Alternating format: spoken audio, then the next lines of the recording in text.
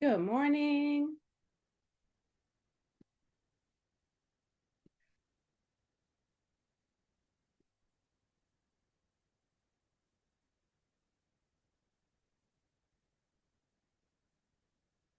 Recording in progress.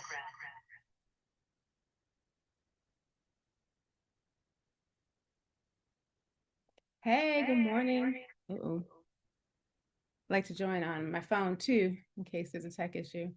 How y'all doing? Let me know in the chat how you're doing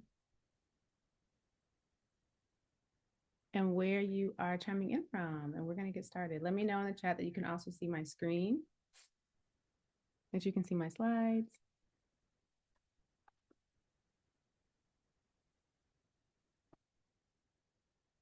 Awesome. We got Chicago in the building. Awesome. All right, let's dive right in. Thank you so much for joining me. Protocol's going great. Yeah. That UTEs, it was amazing.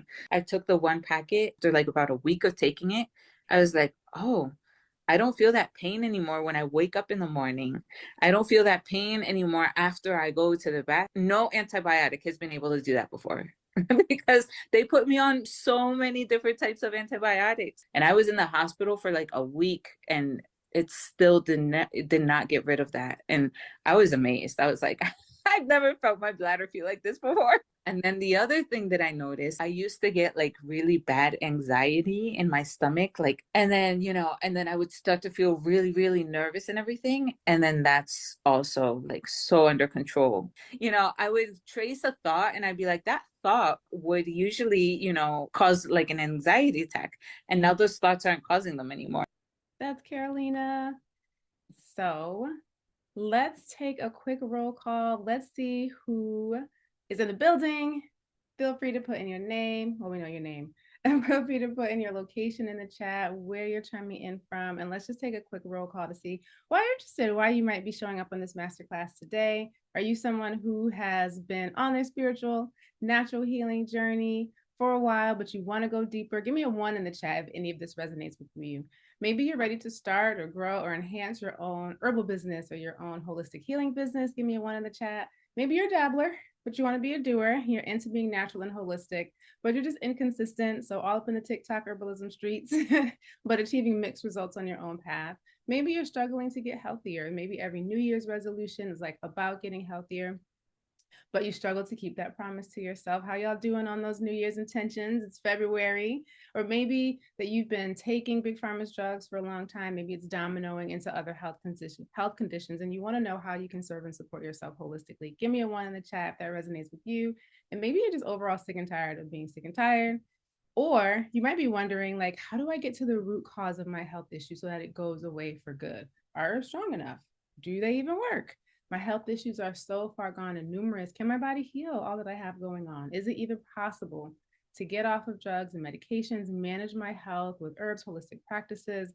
Am I wasting my time? Give me a two in the chat if any of this resonates with you. What am I doing wrong? What am I missing? And maybe you're in business, you desire to be, you want to grow your own holistic business, you've been able to successfully help heal yourself, but you want to know, like, how can I bring this work to other people and help serve and support them too? Why is this important to you? You know the popping pill pharma's pills will do more damage than good in the long run in your health, but you're not confident that herbs are strong enough to replace the medications to really handle everything you have going on in your body. Or maybe you have a health issue that is disrupting your joy. You've tried everything and you just want your life back. This definitely used to be me, and I'll share my story in a bit. Maybe you're an herbalist or a nurse or a doctor or another healing practitioner, and you want to use herbal medicine in your practice to help your clients heal in a truly holistic and comprehensive way.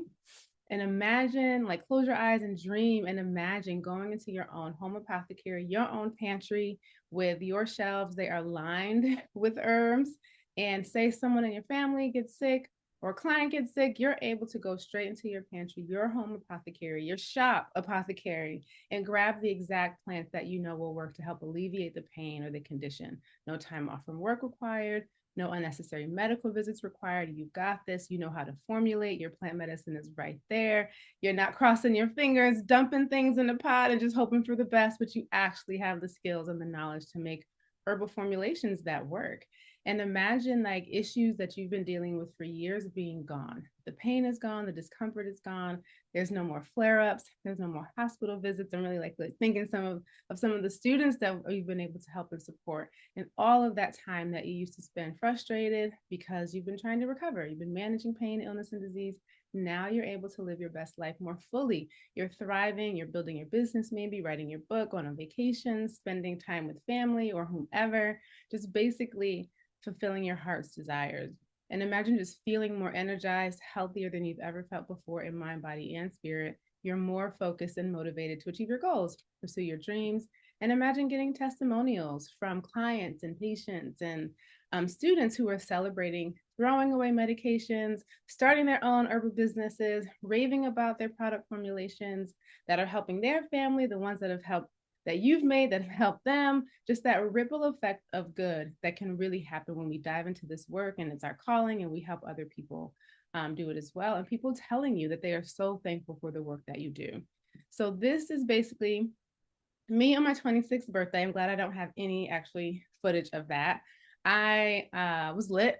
I'm embarrassed to say how much alcohol I had that night. So let's just say it was in the double digits. I should have easily been admitted into the hospital that night or the next morning, but I wasn't. Talk about grace. But why was I drinking so much? That's really the question. And yes, you could say I was in my party phase, which is a very short period. But honestly, when I look back on that period in my life, I remember how miserable I was in my body.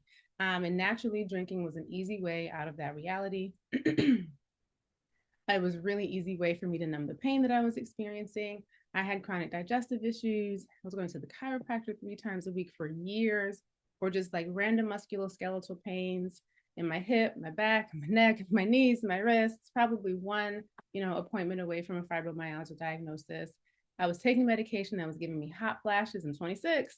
I would have these really bad acne flare-ups all along my chest, my arms, and my back, to the point where the massage therapist at the chiropractic office was like, what is up with all these bumps on your back? So that just like increased the shame and embarrassment that I was already feeling and not knowing like why this was happening. And honestly, I really did not do anything about my health for another several years. So it just kept getting worse. When I did get serious about my health, committed to my wellness journey in 2011, in 1 year, I completely transformed my life. My wife, Tammy, and I, we replaced all of the drugs and medications in our medicine cabinet with herbal support. We were vegetarian at the time, also doing yoga and meditating and just really diving deeply into our big emotional wounds as well. And this is us winning the Power Up Business Plan competition. So we applied for this competition for our new business at the time, Iwilla Remedy. That's our check in hand because we won. And that was this picture too, is the product line of natural herbal body care products that we created, which were some of the same products that we also used to replace like the toxic body care and the chemicals that we had in the house too. And so on this masterclass, I'm going to share my 3 keys for getting out of chronic pain, reducing your dependence on big pharma's drugs, turning your health issue into a non-issue using plant medicine at the core, walk you through the new way to approach healing that gets you to heal the emotional root cause of your pain.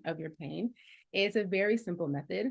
And I also explain how you can work alongside me to improve your health in a truly holistic, spiritual, holistic, 360, looking at life, looking at body, looking at relationships way. So you have a full toolbox of plans, spiritual practices that you can use to stay on the healing highway now and in the future. You might be wondering, who is this woman? I am Salima Harleston Lust, the company that I co-own with my wife, Tammy. So Iwilla Remedy. I've helped over 2,100 people personally make breakthroughs in their health. Iwilla Remedy products have touched over 30,000 households. I need to update the slides. Worldwide, we're small but mighty. And through our courses, I've taught over 6,000 students.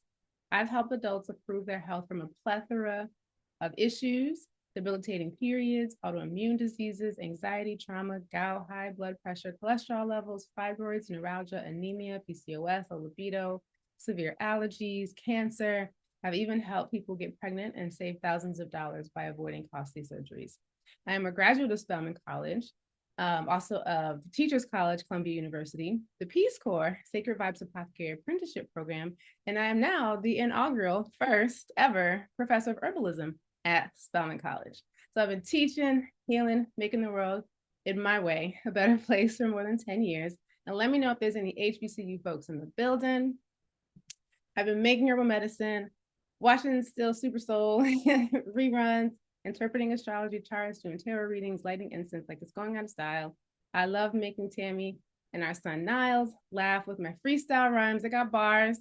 And I've been making every conversation deep in some form or another since '09, nerding out on spirituality since birth. I'm a Pisces sun. Birthday's next week.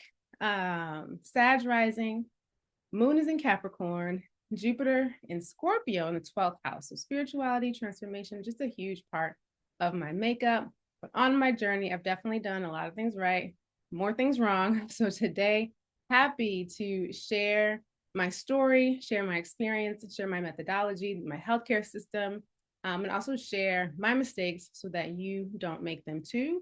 That's the benefit of teachers and educators giving you the playbook so that you don't have to make some of the same mistakes and ultimately you can go further faster. And I definitely get to see that in my students who are building their businesses and taking off and in clients who are feeling better and living their life more fully. So this is me in 2010, definitely more miserable than I look in this picture. Tammy and I had just gotten married. We had bought our first property. I was working in a new position at my job. I had gotten a 50% raise. Life was only up and up. We were living the dream, so we thought. And then we got on our honeymoon right after the wedding. And I just got the worst sinus infection on our honeymoon. So for the entire 10 days, I could barely breathe. We were supposed to be having the time of our lives, but I just kept pounding headache the entire time, congested the entire time, just miserable. So this is me not really giving my full smile that I went best smile for in high school. And because we were so excited for this trip, we really love to travel. This was the first time that I felt like, oh, wow, wait a minute. Being sick is preventing me from enjoying my life the way I wanted to, especially with something that's preventable. It was a huge reality check because obviously this was not how I envisioned experiencing my honeymoon. I had no medicine, did not know enough Spanish to get by. So no hope. We stayed in a really remote town in southern Spain. So the best thing I could do to come up with to provide some relief was drinking Campari and soda. So it was just more alcohol. So this marked my turning point for me because I already had a lot going on in my body. I was already in chronic pain with the chronic digestive issues, the back pain, the hip pain, the acne, the hot flashes, now the sinus infection, the bad periods. So this was just my realization that, wow, my body's falling apart. And again, in my 20s. So that hit me like a ton of bricks. I really didn't know what to do and I didn't have any resources because we were in another country. So during this time, I also had a really good friend though back home whom I met in grad school, and they were vegan, had been for years, just authentically spiritual, had this amazing glowing skin, like their health just beamed from the inside out. For years, they would talk about all things spiritual. They were the one who got me into crystals, but then when they would start talking about herbs and yoga, I was just like, okay, and then I would take a bite out of my McDonald's burger that I use as hangover food. But Nico invited Tammy and I to yoga again. I was the resistant one. I finally said yes. And I went, and as I sat on the bench, sipping tea after my first class, I realized I really love the experience I'm having. And so that one, yes, opened up a whole new path where I just learned about this wellness world where people were not in pain, they were healing, they were using plant medicine as like their primary healing modality. Folks who had really just like put modern medicine on the back burner, spoke with people who used to have similar pains and chronic issues that I had, and now they weren't in pain anymore and just thriving. And so the more I listened to people's stories and transformations, the more I began to believe like, wow, this is something that could be possible for me too. And so I definitely knew that I wanted to thrive. I believed like maybe I could stop going to the chiropractor 3 times a week, use yoga. I'm not against chiropractic care, but that was posed as my only solution literally for the rest of my life. And then the chiropractor was trying to get me to go from 3 appointments to 4 appointments. And I'm like, yo, I'm in my 20s. I'm on a budget. And this is taking up a lot of my time and a lot of my financial resources. So it's like maybe that had that crack of hope, like maybe I can just use yoga. I believe that I could heal my digestive issues that I'd had since a child, get rid of this acne using herbal medicine. and just truly be happy, not in pain, not wondering if I need to get a hysterectomy in my 20s, because that's what I used to joke about. And so I really just went on this quest to do everything that I could. And so Tammy and I, we just overhauled our entire lives. We devoured information on plants, started creating our own custom formulas for our acne, for PMS, for our headaches, for anxiety, from stress, for digestion. So literally, I remember, I don't necessarily recommend this knowing what I know now about pharmaceuticals, but I remember going into the bathroom cabinet and kitchen in the cabinet and just taking the whole thing and just throwing it in the trash. And I was like, you know what, whatever we got going on, we'll just make something for it. And that also included our body care products. Every time we got rid of all of those things that have the chemicals that now are like obviously being removed from body care products because there's been so much advocacy around how toxic they can be. But back then, we really had to do a lot of like ingredient label research and start getting rid of that stuff and making it ourselves. And though with even and started to see a real improvement, but even with all of the changes that we made to our lifestyle, to our holistic practices, we definitely realized that we had plateaued. So you can probably relate to this. Like we know that plateau factor where it's like you've been making progress steadily and then suddenly it like just feels like this, where you're just not progressing forward and you're not sure why. So our health had improved some. Issues were definitely not showing up as regularly, but we were still far from healed. I was still in pain, having flare-ups. So was Tammy. But we both just held on to our belief that the health issues we were experiencing could just be non-issues because these are preventable issues. Definitely had plateaued though. And the big problem was that we had plans. We didn't have a process. So you ever feel like that? Like you're doing all the right things in life and it's still not working the way you expect. So we thought we were doing all of the right things in terms of making our own medicine and changing our diets and moving more. And we just realized we had plans, but we don't have a process. We had all the ingredients, but we did not have that 3-star Michelin recipe. And there's a fine line between using natural remedies and actually healing through a truly holistic process. So when this happened and we realized we had plateaued, this is when we start to ask me questions. So we knew we had to make a decision. We could keep going, trudging along, doing it on our own, spinning our wheels, or we could actually learn from someone. And that's when we decided to sign up for mentorship. This is when we lived in Brooklyn. And from day one, we realized, we hadn't scratched the surface of our healing journey. And what we learned, what we were doing wrong and why we had plateaued was essentially that we are approaching health no differently really than the conventional medical industry does, which is matching symptoms for drugs, but instead we had replaced drugs for herbs. That's not healing. It's a very superficial approach to wellness that isn't truly holistic. So we spent our years studying, learning proper medicine making skills, expanding our knowledge of plant medicine, traditional healing practices, and most importantly, for our own process, learning how the emotions contribute to health. And this was during this period that we won the Power Business Plan competition. Our Iwilla remedy started to take off, and we were featured in all sorts of press, online, and print. But while our business was winning, smack dab in the middle of year 2 of our apprenticeship, all of my childhood trauma rose to the surface. So repressed memories of sexual abuse, the emotional abuse I had suffered as a child, just the tragedy of the household environment I grew up in, and the horror that I experienced as a result of being raised by a violent, alcoholic, and abusive parent. So that all came flooding back. And that was the lowest of the low. Totally wreaked havoc on my body. So every physical issue that I thought I had made improvement on just had a resurgence. All of the back pain, the acne, the stomach issues, the hip pain. Then I had wrist pain, another knee pain. I was having terrible sleep paralysis at the time too, in which I was being repeatedly attacked in my sleep. Like you're conscious, but you can't move. So I couldn't like wake myself up to save myself. And anytime I would think about my trauma, I would just have this emptying out feeling from the breasts down. So all sensation would leave me. I just felt like jello or like one of those like wind things that you see on like the side of the road, just kind of not full, not strong. And that's really when it hit me that every health issue I was having in my body was related to my trauma.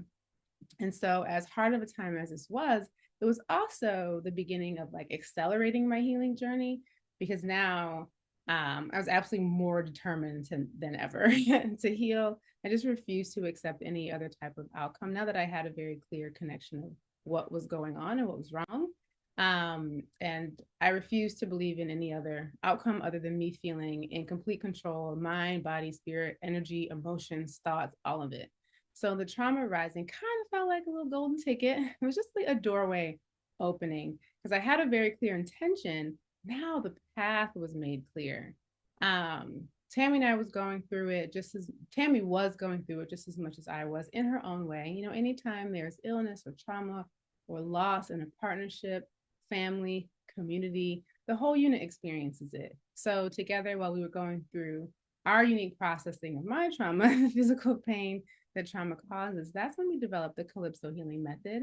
When we combined and integrated all of our work with plants and natural support, all of our learning of healing modalities and what those common threads are. And modern medicine is really the outlier when we think about holistic healing systems. And we developed a step-by-step process for really healing physical pain from the emotional root cause. And so from there, can't tell you how good life got. So definitely went through our own process and healed childhood trauma and the wounds in conjunction with healing the physical body. And by the end of 2014, no pain, no stomach issues, no anxiety, no recurring acne issues. Was just done throwing them away. Excuse me.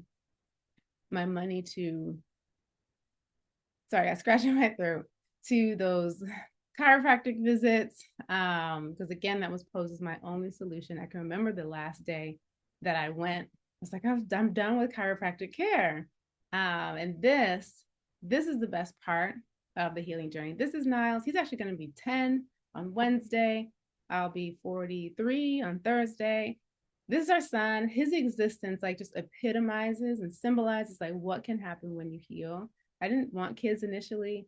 But because like my body, as I got older and started thinking about it, my body would literally feel like its contents were emptying out anytime I thought about my childhood because of the trauma. So I knew like if I do want kids, I knew that there was no way I'd be able to get pregnant and make it full term because I didn't have the strength. But I did the work, made myself strong in and out, and there was suddenly just spaciousness inside of me to invite in more love and like actually have the strength to retain it. And so that urge, when people say, got that urge to have a baby, I felt that. And that's what happened. And we were pregnant 5 months later on the second try. And so it's just thinking that when we clear the bulk of those emotional traumas and those wounds, whatever their source may be, your whole life changes. And that's really my biggest message, and the way in which I hope to inspire people is that miracles happen in and out when you truly heal mind, body, and spirit. When you get your parts into harmony, joy awaits you. I don't feel any of those physical pains anymore. Not spending my money or time going to the chiropractor, only go to wellness visits. And like we had a go for like screenings and diagnostics, had something that they saw on the breast, came back. I knew it wasn't going to be nothing, but it's nice when it's confirmed that it's nothing. So like that's the way that I use modern care. And I really just want to inspire people that that can be the same and true for them as well, that you really take ownership and control and responsibility of your own healing journey, doing as much as you can at home. And modern medicine is there when you need it, but it's not that first. It's not that first call. So I'm an emergency medicine physician and I've practiced medicine for quite some time, but have always had an affinity for different modalities. I just realized that over time that there's so much more to medicine. It's not just giving someone a prescription, but it's really, really feeling the mind-body connection. And that was something that really attracted me to this course. And I use it in my practice and I love it. And I'm eager to learn just as much as everyone else. That's Dr. Denise in our program. We have a couple of doctors in our program. So how did I go from having chronic pain to no pain? Surpassing that milestone and just having a baby, living a life of joy, holistically, naturally, pharma-free. This is what I want to share with you all. This is why we're here. So I'm going to grab another sip, and then we'll dive into the teachings. Give me an ashe in the chat if you are ready. And if you just joined us, let us know where you're chiming in from. And thanks for hopping on, spending some of your Saturday with us. Hey, Atlanta's in the building. All right, so how did I get out of chronic pain, dish dependence on big pharma, using herbal medicine and the Calypso healing method? This is what we're sharing, or I'm sharing. I don't know who the we is. Me and my guides. I have a picture of my grandmother right here. Me and my grandma. who's an ancestor. South Carolina's in the building. So let's hop in. So the first thing that we're going to cover is how do you take your herbal medicine the right way? So if we're popping plants like we're popping pills, we're missing out on what plants can actually, how plants work and how they can truly support us. Well-being brew number 2 is how to choose the herbs that are going to work for you. Hit the bullseye on your herbal regimen every time instead of getting hit or miss results. And this is really being able to understand yourself and how you're oriented and choosing the plants that are going to be most compatible with you. We can really like have personalized medicine, personalized care when it comes to herbal medicine in a way that we do have the technology in modern medicine, but they don't want to spend it. So we're gonna do this at home. And then well-being brew number 3 is how do you pinpoint and address the negative emotions that are the root cause of pain? Emotions are information. So what do we do with the information that our emotions are communicating to us, and how do we flow through those so that they don't continue to reside in the body and then manifest as physical pains? So here we go. How do we take herbal medicine the right way? All right.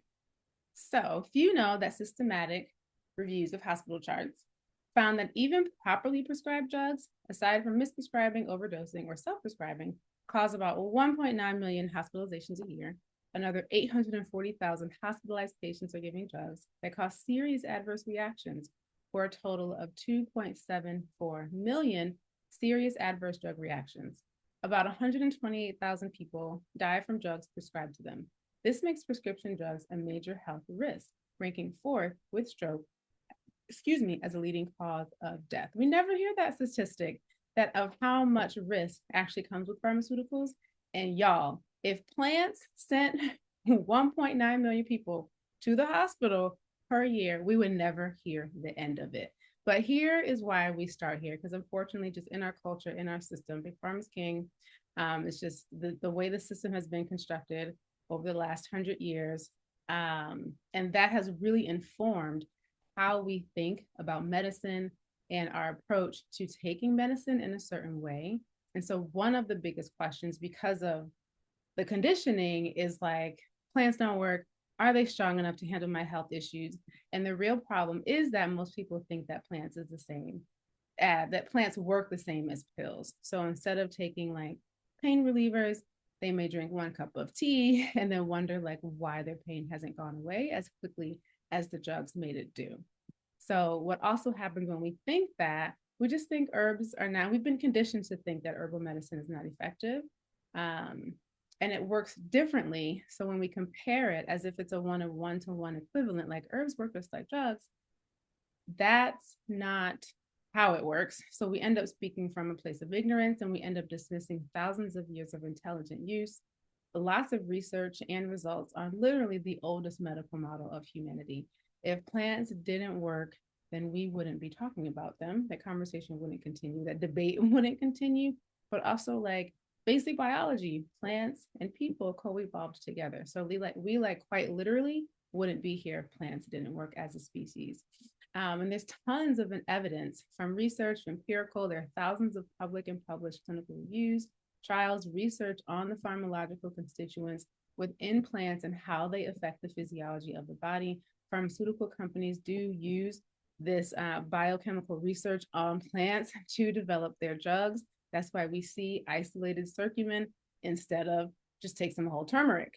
And 1/4 of the drugs on the market are still synthesized from plant ingredients. So we keep having this debate just because we really don't understand. And when we believe that taking plants is the same as taking pills, we just end up frustrated, discouraged, thinking maybe like holistic isn't for you, give up, assume that a life with pain, illness, disease, or pharma as your only option is the only choice that you have. And this is zooming out, not getting very specific right now, but just zooming out and thinking about how plants work. And they really help, in contrast to drugs, which are synthesized from a very few ingredients, versus plants that have thousands of chemical constituents that are all interacting and working together. And certainly when we take them, they are interacting with the different cells in our bodies. So drugs force, but plants have the ability to prevent, restore, repair. Plant medicine does not work like pharmaceuticals. when drugs enter your body, because they are lab made and they are fewer ingredients, their number one job is to force the body to do a specific thing. But when plants, because of their thousands of constituents, they enter the body, they work in multiple ways to help restore, repair, maintain our homeostatic systems. Of the more than 55% of Americans who regularly take prescription drugs, they are taking on average 4 different types of medications. Statistics show that when people start taking pharmaceutical medications, they usually end up needing to take more, be it in the form of additional drugs or in the form of higher doses. I have one student right now who wants to support her grandmother who was on 11 medications. It's like once those interventions start, they typically, just like with pregnancy, once that Pitocin starts, it in most cases leads to a C-section. Once those pharmaceutical interventions start, it ends up leading to more and more. And the body just doesn't work that way. It's always going to try to rebalance itself. It's always going to try to like counteract and refine its own. It has its own intelligence in terms of maintaining its own homeostatic systems. So as a result, maybe the milligrams of the prescription have to go up because we're still, as the body's compensating, the drugs, it feels like they're wearing off. So instead of taking 2 over-the-counter pain relievers for recurring headaches or for PMS, now you need 4. And then as your body keeps trying to counteract the medication, the effects of the medication decline, you have to take more of it. So do you see how this starts to spiral? But the intelligence in plants is such that when they enter the body, they have thousands of constituents. We have trillions, probably innumerable cells that have all of these types of receptors on them, that the constituents within the plants are attaching to our cells and really giving the cells many different kinds of instructions, encouraging the body's natural healing processes to take place.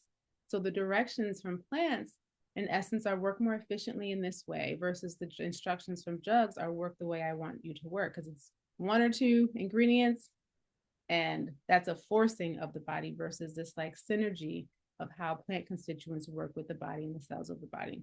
So on a fundamental level, plants support the body in doing what the body already knows how to do. But as circumstances would have it, be it lifestyle, diet, stress, emotions, the body isn't functioning and managing itself as optimally as it can. So plants help the body remember. Drugs are going to overwrite the body's internal instructions in self-management. Drugs help the body forget. Now, this is not saying that you don't sometimes need pharmaceuticals. So I'm not saying that. It's just zooming out and just thinking bigger picture and what are the potential causes and effects of when you're only locked into the modern medical care system. That one prescription tends, in most cases, leads to more. So just some real plant examples. Skullcap helps to repair, this is a plant, skullcap is a plant that helps to repair the myelin sheaths that erode. These are the fatty coatings around your nerves that help speed up nerve conduction and protect the nerves. And that tissue gets eroded in the condition of MS because the immune system is attacking the myelin sheaths. Well, we have plants that actually help to restore myelin sheaths. We don't see that when we're talking about an MS diagnosis. They're typically maybe given immunosuppressants, certainly pain relievers, but we have this restorative capability in plants. Nettle seed, so we have stinging nettle seed that helps to repair kidney tissue to the point where someone can potentially reverse kidney failure, depending on the stage. When someone is experiencing kidney failure, they just go to dialysis to have machines filter their blood. And that ends up being perpetual kind of, once you have to start, people typically tend to need to go forever. But we have this plant, again, with some restorative effects. Gymnema sylvester, that helps to repair pancreatic tissue. It's amazing. And we have studies on this, which can help to support people who experience diabetes, even type 1 diabetes. So in your pancreas, we have beta cells, and the beta cells are the cells that produce insulin. Well, in type 1, those beta cells are damaged. That's more autoimmune. So the body's attacking the beta cells, and so that inhibits their ability to produce and release insulin, which the body needs in order to help regulate blood sugar. Well, look at that. We have gymnema that can come and that can help. Vitex for the estrogen and progesterone ratio, which helps to regulate our cycles. Many of the reproductive issues that people with uteruses experience are most of them are more around estrogen dominance and lower progesterone. Typically, the drugs for that, there might be like gonadotropin, hormone drugs, different kind of hormonal. I'll just say what the doctor told me. He's like, we manage periods with birth control. Well, we have Vitex that can actually help to balance that estrogen and progesterone ratio. Hawthorn for blood pressure, super smart plant. And again, this might sound contradictory, but you have to think and remember rather that plants, just like us, are really dynamic. We are made up of trillions of cells. Plants have innumerable or thousands of constituents, many of which we study, some of which we still don't fully understand. And so I bring that up to say, again, like hawthorn is a plant that has the ability to normalize blood pressure. So whether someone has too high blood pressure, hawthorn can lower it to the correct level. And whether or not someone has too low blood pressure, hawthorn can raise it to the correct levels. So that's amazing versus, I'll put it in the chat. And I put a quick video on Instagram, I think that was last night, about Vitex. And we have one on our YouTube. So knowing like that plants have this normalizing effect, again, helping to support our homeostatic systems, helping to support the intelligence of our bodies. And then I think those are all the examples that I wrote down to just have people understand, like, when you really study plants well and you know how to use them skillfully, you just see a whole new world of possibility that we are not, it's not often, that we are not taught that exists with plants. We are only taught and conditioned to believe that there is one path to healing, and that is through our modern medical system, which is only about 150 years old. But plants and humans, again, co-evolved. This has been millions of years of really intelligent use on plants. So I hope you start to see the difference. Like when we don't understand fundamentally how plants are different from pharmaceuticals, we just end up thinking this drug mindset while taking herbal medicine, and our expectations of how herbal medicine is supposed to work, it's not going to be met. And you'll assume that the plants don't work when really we've just been conditioned to think a certain way about medicine that doesn't apply to herbal medicine or any holistic modality. So making this real life, let's say you have menstrual cramps, dysmenorrhea, painful periods, and your period comes or it's on the way, you start feeling cramps, you take 2 over-the-counter pain relieving pills. Maybe in 20 minutes, you feel relief. And that relief lasts 4 to 6 hours. Maybe it gets you to the next day. Maybe you need more. Like I certainly have a number of clients who pop in Advil and Motrin like candy, which does a lot of damage to the liver and kidneys. But that's what they were taught to do. And so now you're going to start transitioning to herbal support. You're going to take an herbal blend instead. So the next month, you're like, okay, you start, when your period's coming, you start to feel the cramps, you decide to drink red raspberry leaf instead. And in 20 minutes, you were like, now you're like, what the heck? This doesn't work. Plants are hocus pocus. Plants are crackery. This doesn't work. So we'll circle back to this example a little bit later. Let's look at constipation. So when you're backed up, maybe you go to the store, grab a laxative. Now, laxative, just like pain relief, thinking about our like medical needs and terminology, laxative, analgesia, which is pain relief, that's necessary.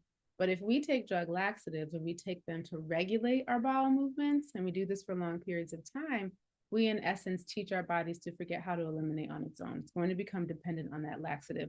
Drug or herbal laxatives, strong laxatives. People love their cleanses. And it's like, hold up, y'all. You still have to understand how plants work. So the herbal approach would be to choose plant support that stimulate digestive secretions, to our bitter herbs, which help to stimulate, help us salivate. And those digestive secretions and those enzymes, they come from our saliva and our stomach, our pancreas. We want to stimulate the body to prepare for food. And then that also stimulates peristalsis, which is this muscular movement in the intestines. I don't believe like your intestines are actually muscles, smooth muscle tissue, and they pulsate. They like, it's like your veins are muscles. But they have this like contraction that helps to move food, and as it transforms into waste, moving it out. So a more like sustainable approach would be to incorporate more herbs that help stimulate the body's natural processes instead of forcing evacuation, which is elimination, like just get to the toilet. So there's a natural sequence of events that happens from the time we honestly start thinking about food, we start to salivate, to the time that it comes out on the other end. And drug laxatives are just going to skip the beginning. Let's evacuate. Let's just get whatever's in. Let's get it out. We do have herbal laxatives. There's kind of a spectrum of their strength, but you would start with herbal digestive aids, with carminative herbs, with stomachic herbs, with bitter herbs, because that's going to support the body every step of the way along the digestive process. So while the outcome is the same, we've eliminated, the lasting result is absolutely not. One time you're constipated, all you have is some of that liquid in the fridge, fine, but constipation doesn't usually just happen one time. It's usually a chronic thing. So the more we reach for that drug laxative, the more we're instructing our body to do something that we don't actually want it to learn how to do, which is develop a dependence on this and forget how to eliminate on its own. So we can set our bodies up for success in a way with herbs that drugs don't necessarily allow us to do. Also understanding that sometimes they're necessary. So as you're considering transitioning to herbs, you're taking your herbal medicine, instructing family members, clients, there's a lot of education involved when it comes to transitioning from drugs to plants. And so it's really just remembering where they shine: restoration, repair, prevention, maintaining our homeostatic systems. Sometimes with that, we can feel like, well, herbs take too long. And it's like, well, we want sustainable change. We don't want to force the body, because that forces the body. There's always a consequence of forcing the body into a reaction. That's why there are drug side effects. And you will never see to the same degree plants have the same level of side effects as pharmaceuticals. You just never see that. Your herbs, so with that, your herbs and your herbal protocol also have to match your body's needs. And so these are like 3 ways in my mind that I think about using herbal medicine for your own physical healing. 1 is for prevention, maintaining our homeostatic systems. 2 is to address acute concerns. And then 3 is for long-term restoration from chronic pain, chronic imbalances. And each approach, this is like knowing where you are on your healing journey and what you need, because each stage that you're in has different needs and has a different requirement. So for prevention, just maintaining your balance, your well-being, you feel good in your body. There isn't a particular ailment that you're trying to heal from. So that's when you still are taking herbs, because you're developing your herbal practice. You're incorporating tonic, nutritive, food-like plants into your everyday diet. So this could be plants like moringa, or stinging nettle leaf, or hibiscus, or oats, or red clover, or chickweed, or dandelion. A lot of these were our weeds.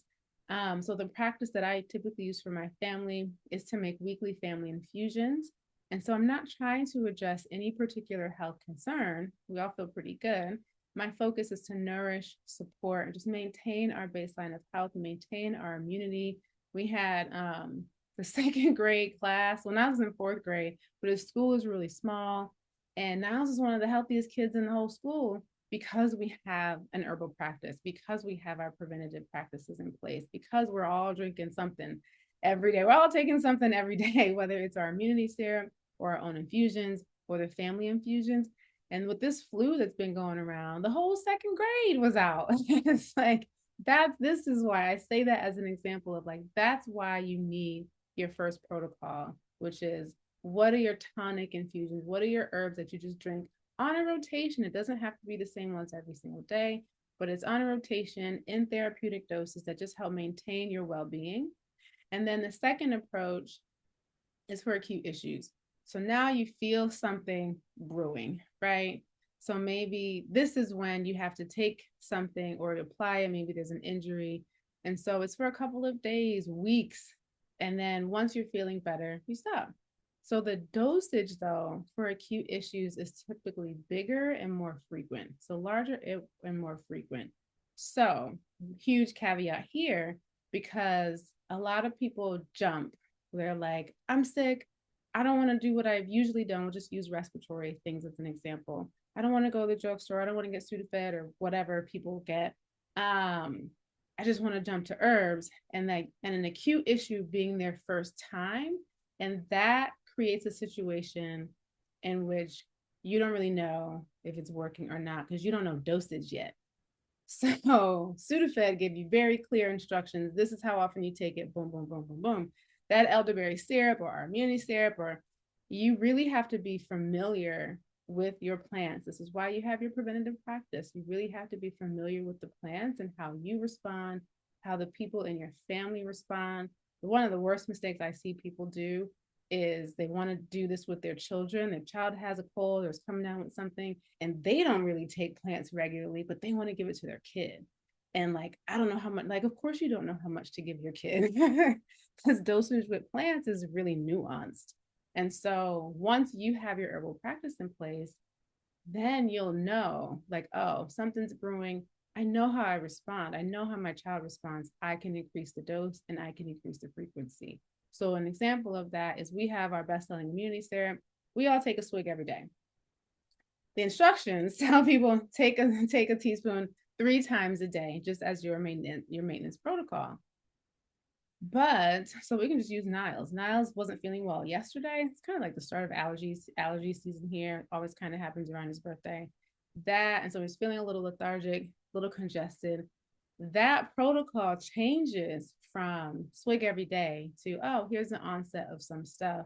We literally like line up tablespoons, little shot glasses that have a tablespoon of immunity syrup, and set a timer so that you have some every 2 hours. But we can do that because we know how we respond to this medicine already. So you can't just leap to wanting to take something in a larger dose and more frequently if you don't already understand how your body responds to it. And you also can't do that with every plant. So that's a huge, huge nuance there. Every plant cannot be taken in high doses or in frequent doses. There are definitely, I'm not even going into the realm of poison plants, but just some of our everyday ones that are low dose and that need alternate use. So big nuance there. Don't leave this workshop talking about, Salima said, take a cup every hour. I didn't say that. And then we also have chronic issues. So this is a third way that I think about it. And then we really have to be understanding of when something has turned from acute to chronic. If we're experiencing an imbalance for weeks, months, years, it's a chronic condition. And just know that the longer we're experiencing something, the worse it's getting, the more the body is moving toward greater depletion. That's what's happening. And one issue tends to, as it's moving towards that greater depletion, tends to lead toward systemic. Now we have multiple organ systems that are imbalanced. So the longer we're in pain, the longer you have to commit to change. And chronic issues always take longer to heal than we expect, and certainly than what we desire, right? So there's going to be adjustments to the herbal protocol. I'm doing this like motion because I think of like a spectrum often with a lot of this, but if someone is in a very depleted state, that protocol looks very different from someone who's been like, when you move yourself closer and closer to your balanced state, you're right here. So the herbs that you have here might not necessarily be the ones that you need here or here.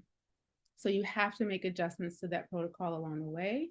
As you begin to feel better and respond differently, your needs will change. And then of course, like, we can't heal like, people can get away with acute things and not changing diet and lifestyle and mindset with acute issues. Like, it's just a cold every, 2 times a year. It's like, you should still do the diet lifestyle improvements, but I feel like people can get away with that, or they feel like they can. But when it comes to having a chronic imbalance, you cannot feel better without changing your diet, your lifestyle, your mindset. You cannot just take herbs for, like, we can use like type 2 diabetes, uncontrolled diabetes, even with metformin, and having neuropathy, You can't just say, I'm just going to take Jim Nema and that's going to do everything. No, you have to change your diet. You have to change your lifestyle. You have to add more mood. Like, you have to do all the things when you're over here.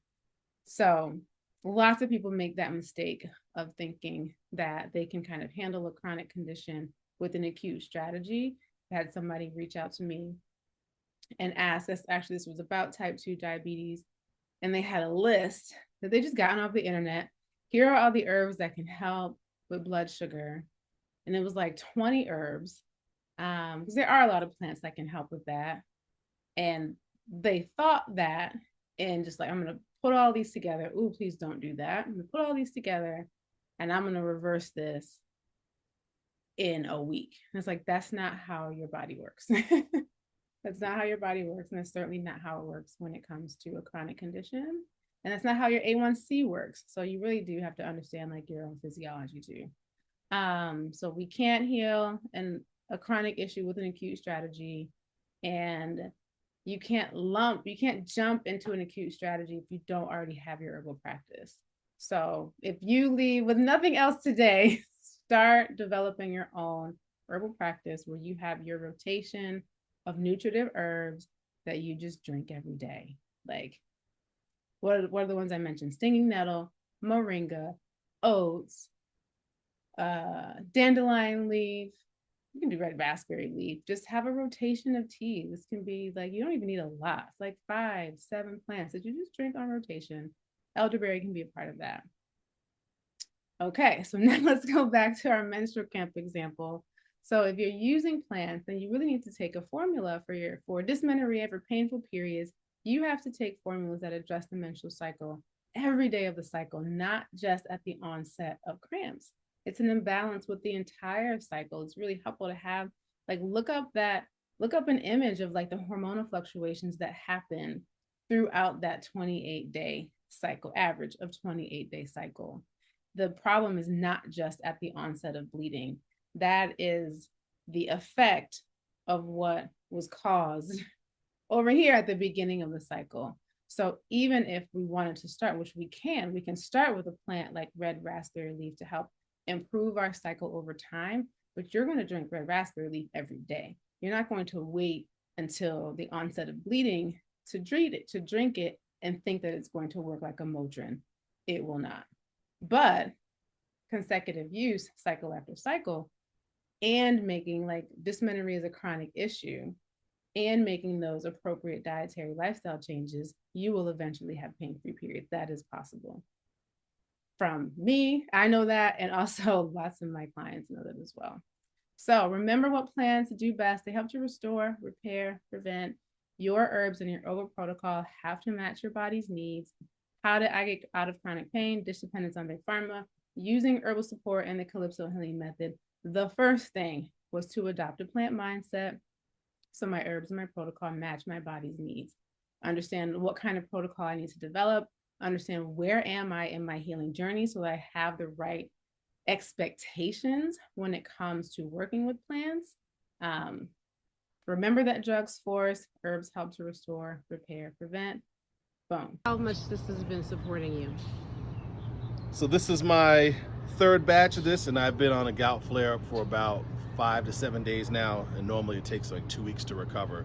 Already, as you can well see, I'm back walking on this. It was 3 days I was on crutches, and now while limping, this is definitely serving a great purpose, and it's getting me back on my feet quicker, so I am grateful. And if you weren't taking it, how long would it take? Almost a month. It took me almost a month to be back on my feet without any symptoms. So we've cut the process into a third of the time by drinking these. So. Yay! That's D-Lo. So really the thing is, look at that, how big that jar is. This is the difference, where he basically had to drink a gallon of this, where if he was doing right, his like preventative dosage would have been, I made that really concentrated too, but his dosage of that herbal blend would have been like 1 teaspoon of the herbal blend to 8 ounces of water and 3 cups a day. That would have just been the baseline. But in making this, he needed a gallon. And then I also, the proportion of how much herb to water increased so that it was more concentrated. And the way that in which I was able to know to do that is because of how I know how he responds. I know there weren't any allergies. I already know it works. So yeah, that's well-being brew number 2. No, we're moving into well-being brew number 2. How do you choose the herbs that are going to be most supportive to you? Right. So let's take another quick poll. Give me a guilty in the chat if this is you, if you've ever taken herbal advice from a Facebook group or a random person in the natural health food store who just happened to be in the same aisle as you at the same time. Give me a hashtag guilty in the chat. Give me a guilty in the chat if you assume that, hey, since some herbs have worked for your BFF, for your partner, you'll just start taking them too because, hey, they're going to work for you too, right? Give me a guilty in the chat. And of course, it's all of us, all up in those Google streets, internet streets, probably on ChatGPT at this point too, searching for herbal medicine, herbal remedies, how they're going to work, how to take them, how to make them. Give me a guilty in the chat if any of this resonates with you. And so here's what happens when we do those things. We just kind of end up lost in this cave of fad herbalism. That's what we call it, behind y'all's backs, bouncing from site to blog to video to Facebook group to YouTube to TikTok. We get so it's funny to get people in our shop who have like the TikTok up, like this person said this, and it's like, well, who is this person? What's their experience? It doesn't, like, qualifications in herbalism are strange, but like, what's their experience with plants? Are they an influencer, or is this a part of their lifestyle? Oh no, I think the recording stopped.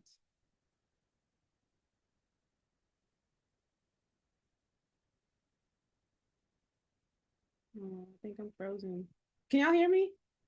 I thought I froze for a second. Let me know in the chat. Okay. My computer has been acting up. We got it. Reiki, the computer. Thank you. I was like, a whole week when I share screen, it's been like, I don't know if I like this anymore. It did go off though. Okay. So here's what happens when we do the fad herbalism thing. We just kind of end up lost in this cave, and we end up sometimes making getting angry because we bought it. We bought a pound of horny goat weed. Don't know why we need it. This is actually my experience. Buying a pound of horny goat weed as a beginner into the herbal space because I got excited about it, and then took it for a couple of days and I'm like, I don't know why I did this. Why do I need this? Do I actually need this? And then thinking, having different expectations, so it doesn't work, thinking it doesn't work, spending all that time making and shopping, planning and prepping, and kind of just getting hit or miss results. And then end up wasting time, money, energy, getting overwhelmed, like Natty said, have a cabinet full of herbs we have no idea how to use. I get so many students who are like, I have so many herbs and supplements in this drawer because TikTok made me buy them, and I really don't know what to do with them. And so this section, fad herbalism, it's not bad. Information is a commodity. So information is widely available. I love it. This is a part of the technology age, is the age that we're in. Information is only going to get easier and easier and easier to access. But we do have to recognize when the information we're receiving is incomplete. And when things are incomplete, when it comes to our health in particular, that can put us in a very that can put us in an iffy spot because we do desperately want health. We might try things that end up being more harmful to us than beneficial. And so really, I think that we are moving into the age of discernment where we really have to look at the information that we receive from a critical lens and think about, before we go buy, think about, is this going to set me up for success? Is this complete enough for me to try it and to feel the benefit from it, or is it going to do me more harm? And there's just a lot in herbalism. So we know what fad herbalism is. It's just bouncing from all of those sites, just trying to get information to help serve and support us. And even when I even caution people against, or just use a more critical eye, even when you're getting recommendations on plants from physicians, that is not a part of medical school training. That is deliberate. And 1910, at the release of the Flexner report. If y'all Google that and go down that rabbit hole, you'll really understand the history of our medical system and why it is the way it is today. And that was a deliberate report that took nutrition and took homeopathy and took botanical information out of the way in which we practice medicine. So there's a reason why our medical schools do not learn about nutrition, or they take my nutrition class now, but do not learn about botanical medicine. So if physicians, and some of them are amazing, like Denise, we saw at the beginning, they are going out of their way and out of their training to study botanical medicine and to implement it into clinical practice. And so just read information from that critical lens of like, well, how did they learn about plants? Because they should speak to that. Because to Natty's point in the chat, National Institute of Health, public, PubMed, lots of people can do research. We can cite sources all we want, but I can always tell the difference of when someone uses plants, whether it should be people who use them in clinical practice typically also have their own herbal practices, but people who just write about plants from a clinical lens because they read the information and they cited the source on NIH, you can tell the difference. And I deeply believe that herbal medicine is a modality that's very experiential, and you don't know it unless you practice it, like for yourself. Obviously, we don't need to try every drug that's on the market, but with plants, you really have to understand how they work in order to explain how they work. That's not just from like, oh, this paper said that tea tree was antimicrobial. Okay, like, no, that's not synthesis. That's not experience. So I want to encourage you and teach you some of the ways that you can become a plant to person matchmaker, largely for yourself, so that you understand how to think about herbs that you want to bring into your herbal practice and what you can expect to feel from them. So I teach 6 pillars of plant to person matchmaking inside of Herbal Medicine for the Soul, but we'll cover 4 today. And this is like a whole new world for one. So we're not going to be talking about any medical terms here. This is not the language of our biomedical model. You just entered a whole new realm with this section. And so the first pillar that we're going to cover is tissue states. The second pillar is organ and system affinities. The third is Ayurvedic dosha. And the fourth is astrological correspondence, because I love medical astrology. I'm a medical astrologer. And just want to leave you out with some of that too, because that's really dope. So the first one is tissue states. I really like this framework. It's an older framework from the late 1800s around how we look at the body, particularly like before our modern care, like, and before all the technology that we have and the diagnostic tools that we have that are amazing, but we had to look at the body in different ways, and people developed different frameworks. So tissue states is one that I really like, because if you're into pattern recognition, this will make sense. And there are 6 different tissue states, and you can think of them as like kind of like a personality of what's going on in the body, the pattern that's showing up in the body. So the first one is heat excitation. Second one is cold depression, dry atrophy, damp stagnation, damp relaxation, and wind tension. So they describe like how are the tissues of the body responding to temperature, the levels of moisture that the tissues are retaining or not retaining, and the tension that exists within the tissues. So you need to know the tissue state of your imbalance. And heat excitation describes a condition that's likely red, inflamed, feverish, exaggerated. Cold depression describes a condition that produces cold limbs and extremities. This is a deep-seated coldness. It's unresponsive, underactive. It's not just like, I run cold and I need to wear a jacket. This is underfunctioning of tissues and organ systems. So think like maybe like hypo. Sometimes we see hypo in front of a medical condition. Sometimes that can easily correlate to a cold depression tissue state. For dry atrophy, you're looking at a condition that's withered, dehydrated, brittle, it's frail. Damp stagnation is where the fluids in the body are not being released.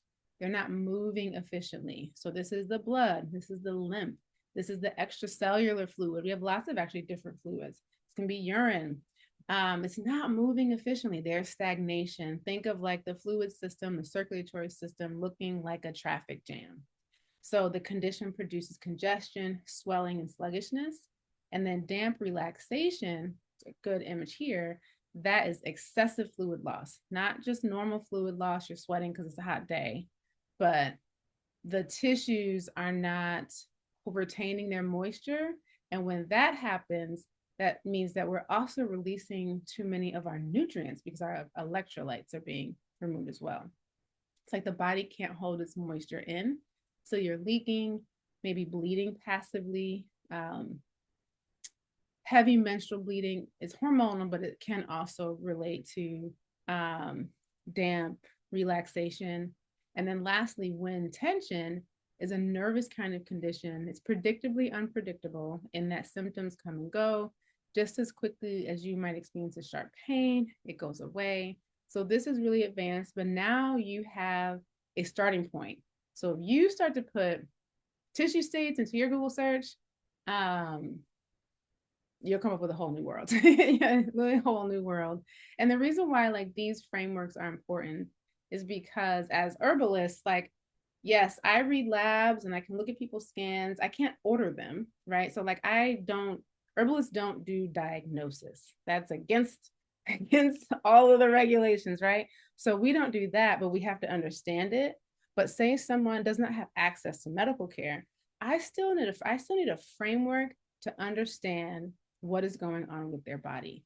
And even sometimes when people do have access to medical care and they're being misdiagnosed or the diagnosis isn't clear, I still need a framework to understand what's going on in their body. And that's where I find tissue states to be really helpful, along with medical astrology, dosha. Like you have to know what's going on because you can't see inside. Hopefully that makes sense. And the other one is organ and system affinities, older term.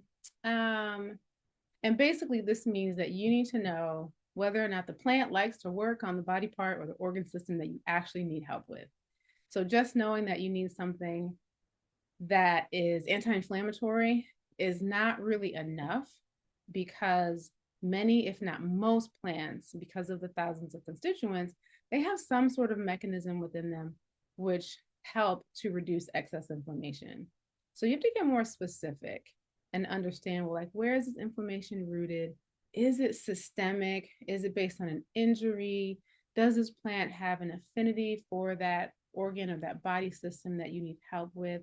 What this basically means is, like, from a biomedical standpoint, all of your cells, if this is a cell, your cells have innumerable receptors on your cells that molecules bind to the receptor, give the receptor instructions to do something. And so if you need help, let's say with liver, your liver cells are different from your eye cells. And so you might be needing, I need something that's going to help with eye health, and it's anti-inflammatory. Do kind of that. It's probably a cleaner example, but this is what I'm thinking of. Eye health, but I choose something that attaches, that has more constituents that attach to hepatic cells, but I'm not going to get the result that I desire. Does that make sense? It's basically like, if there isn't that molecular compatibility between the constituents in the plant and the body part, you're not going to see results. And so that's what that means. So organ and system affinity, that's what that means. And then Ayurvedic dosha. So Ayurveda is huge. It's the ancient healing modality of India. Within it, there are 3 doshas, or elemental constitutions. These constitutions are vata, and they are related to the elements. So you can see vata is related to air, pitta and kapha. Pitta is related to earth and water. Kapha is related to earth and water. Pitta is fire and water. But you see the dominance in them. So this is your makeup. It doesn't change over the course of your life. However, I like it as a neat framework to help you understand your baseline constitution. And when you are really far away or off balance from your dosha, your constitution, it can seem like you're of a different nature, but it's a nice framework because plants affect the doshas in different ways. So if you know your dosha, then you can also research, well, what are the plants that help with this dosha? And are those plants, are they aggravating? Are they balancing? Or are they neutral to your dosha? Because if you take plants that aggravate your dosha for long periods of time, you will find yourself in more discomfort and in more pain. So I would research, you can research like Ayurvedic dosha quizzes online. And I'll probably take like 5 of them. Make sure they're not long. Make sure they're speaking the same language and make sure they actually resonate with you and how you feel in your most vibrant state. Sometimes, people we're experiencing a lot of pain right now. We might not feel um, the way the check mark says it's gonna feel, like the way the quiz says it's gonna feel. But if you can remember your most vibrant state, what is your dosha, and then in your Google search, now you can use that as a framework to say, oh, okay, if I'm Pitta, I'm Vata. But what's interesting about this is that when I first started learning about Ayurvedic doshas, I definitely resonated more with Kapha. And I'm like, oh no, I am Vata. And understanding, like, okay, what are the plants that Vata, aggravating plants for Vata? You can start to research that, or plants for Pitta, or plants for Kapha. And it gives a really good framework, not just with plants, but also like practices and foods. So Ayurveda is a really cool practice. And then astrological correspondence. So I'm a medical astrologer too, and medical astrology is not new. It's actually a really old modality. Some of our first medical systems were of astrology and plants and medicine. Like doctors used to be herbalists and astrologers, but the doctors put this out. So there are lots of different ways that we can use medical astrology. We actually just had our medical astrology live chart analysis in herbal medicine for Soul on Thursday.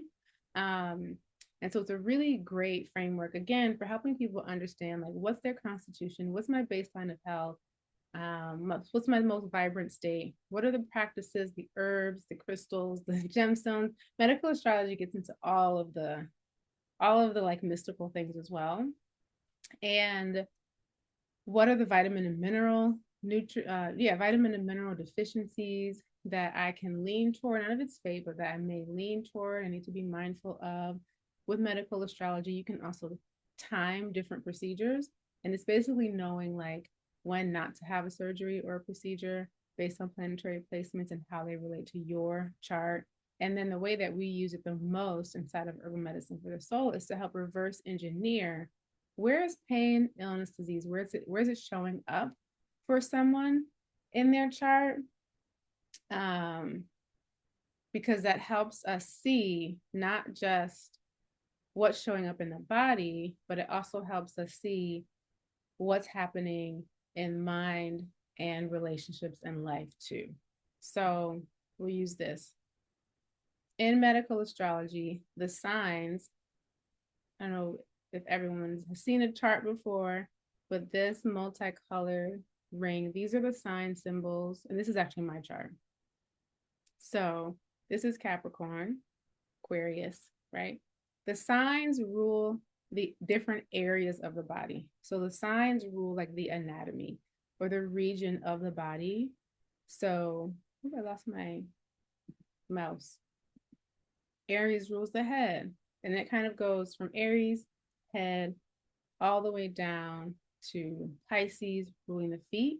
And it gets really granular, but we can keep it at these regions.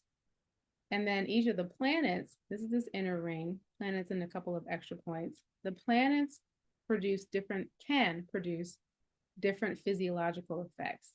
2 that are really easy to understand because they are opposite and are usually the ones that are involved in like our health story are Mars and Saturn. Here's the symbol for Mars, the oval with the arrow. And here's the symbol for Saturn, like the H with the cross. Mars as the hero it's heating. They're opposite. So Mars is heating and inflaming, and it's stimulating and invading. So we think about invasion, think about infections and injuries. And then Saturn is the opposite. It's obstructing and cooling and constricting and hardening. So I'll use my chart as an example.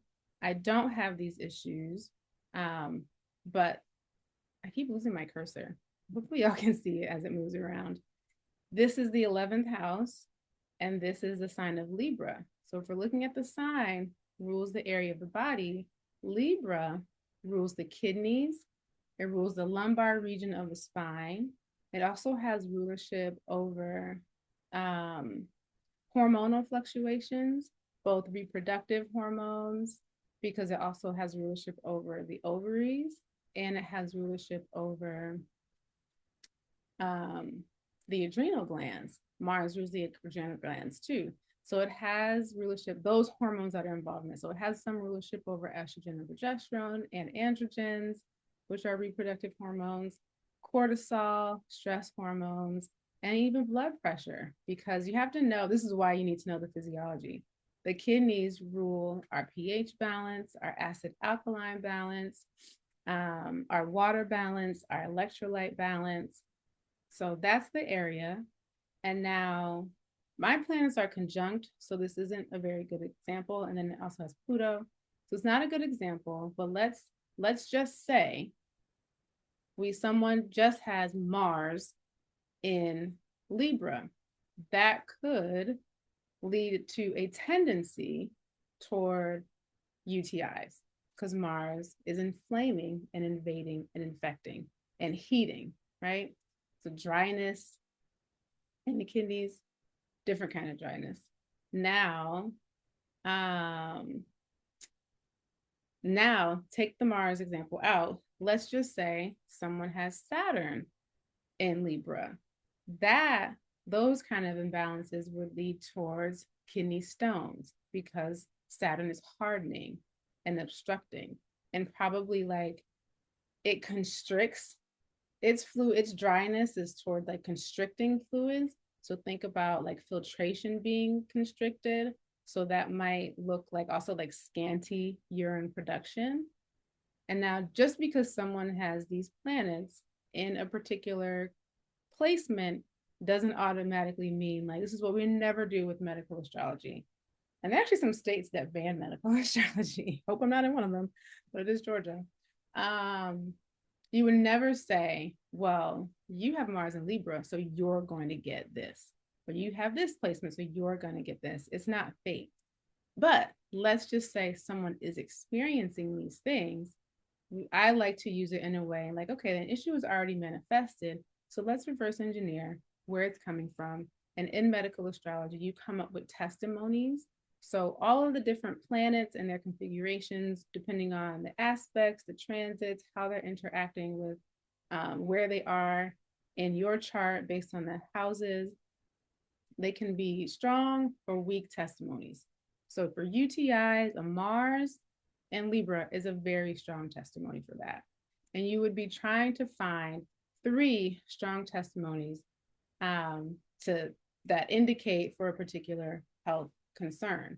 But you don't just leave it there and just say, okay, well, you have these 3 things that say, yeah, UTIs, this is what's happening. The way that I go further with medical astrology is say, okay, well, let's talk about your Libra energy and where it's showing up, which for me in this chart, this is in the 11th house. And let's talk about the tension that exists for you, the emotional and mental tension that exists for you that might be contributing to why you're having this physical condition. Because in my belief system, everything's coming from the inside out.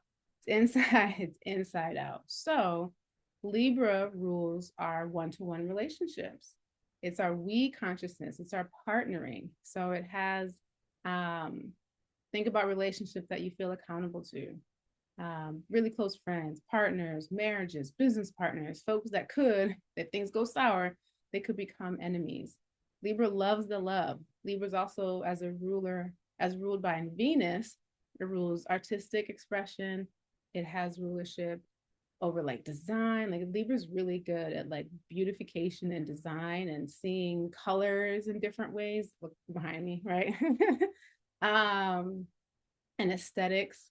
And Libra is also like kind of conflict avoidant. It rules balance, but the path of the Libra is trying to find that balance. So sometimes it can be conflict avoidant and wanting to have peace and harmony with others, but sometimes because Libra is conflict avoidant, it might just be like, whatever you want, peace at any price. I'll just put my needs on the back burner and we can do whatever you want. So it can be a little people pleasing sometimes. And so we would like have a conversation about all of these things. And then if it's showing up in the 11th house, the house tells us what area of life is this showing up in for you? Where are you having these lessons? Where are you having, we don't have to use lessons. Where are you having these experiences that are shaping your development and your journey, your soul's journey, your consciousness? For me, this is the 11th house of friends and of public work and well, no, that's 10th house is public work, but friends, but like hopes and dreams and wishes for the world are us. Like, how are we collaborating in groups to contribute to making the world a better place? That's kind of the 11th house work. So it really becomes this conversation with a person on what's going on in this area of life. Where are you showing up on these spectrums of energy? Did you feel more at an extreme state where you're feeling imbalanced? Are there conversations that need to be had? Is there tension that you're holding? Because that's what's contributing to the physical disharmony, is that mental and emotional disharmony. And here's where it's showing up in life. And so it ends up being a really, really amazing conversation that you can have someone that helps someone see themselves and their personality, not personality, no, they're like tendencies on paper. And it's just like, and it never fails that it resonates. We actually have a really great, every time we do a medical astrology class inside of Herbal Medicine for the Soul, it's like, yeah, that's, it's always spot on, because astrology is also another really ancient system. And so we have this conversation, and that ends up being the key.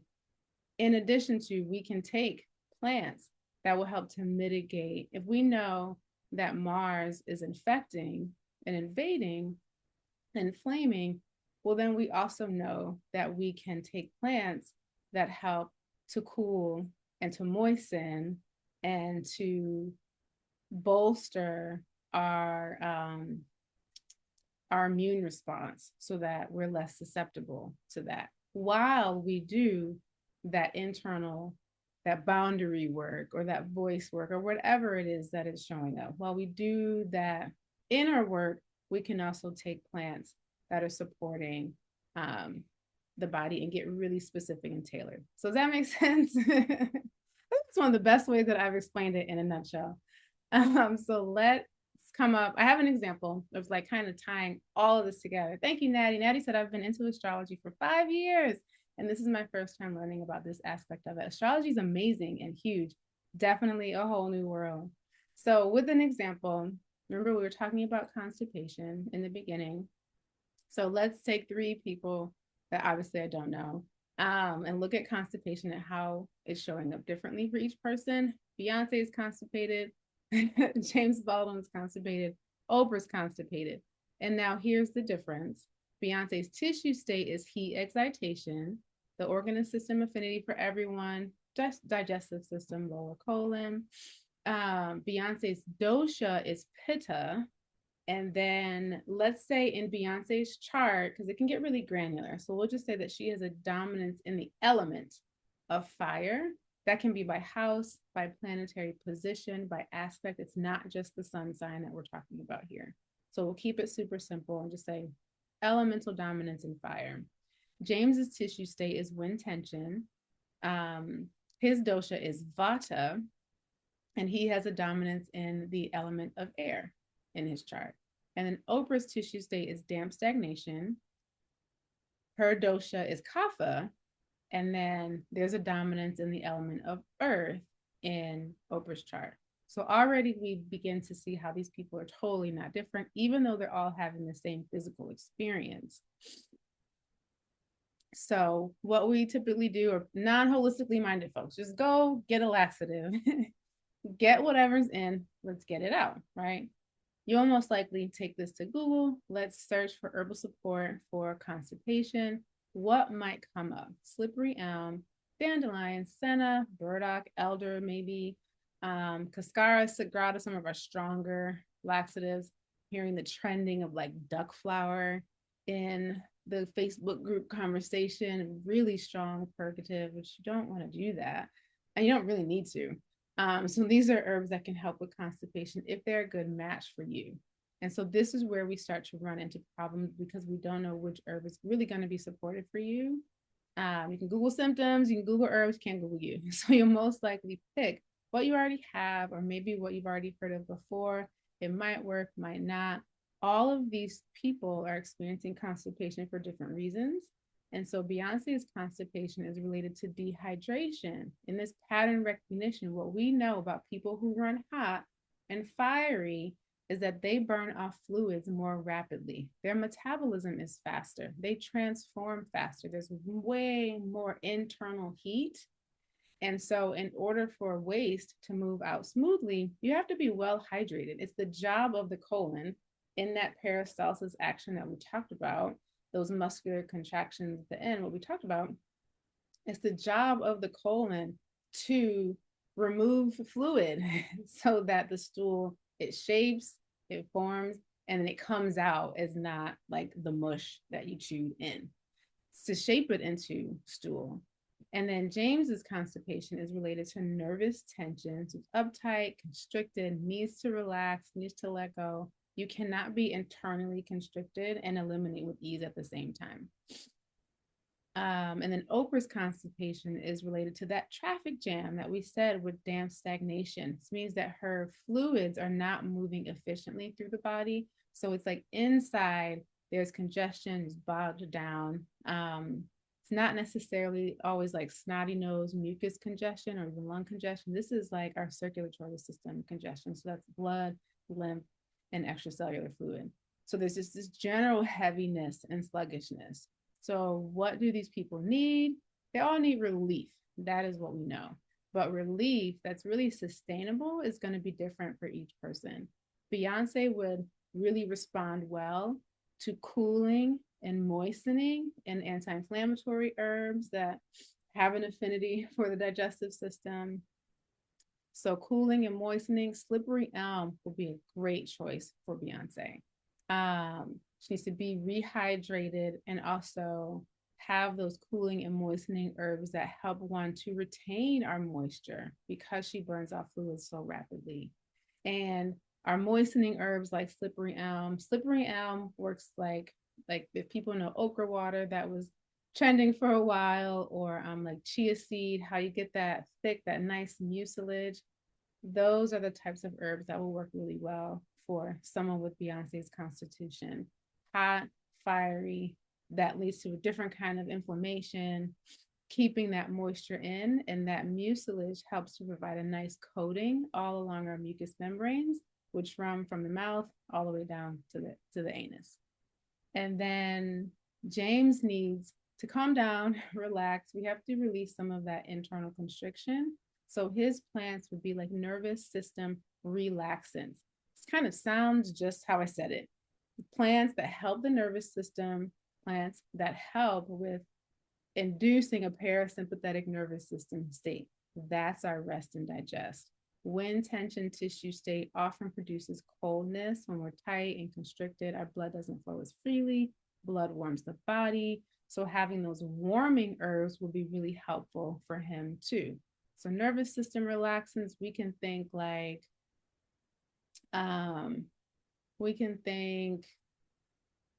and like bitters too. Well, bitters are cooling, but it'd be like a combination of like, I'm thinking spices, because spices are warming, and also like skull cap. Like we will work primarily on his nervous system and offering that warmth, which we might have to pair with the spice.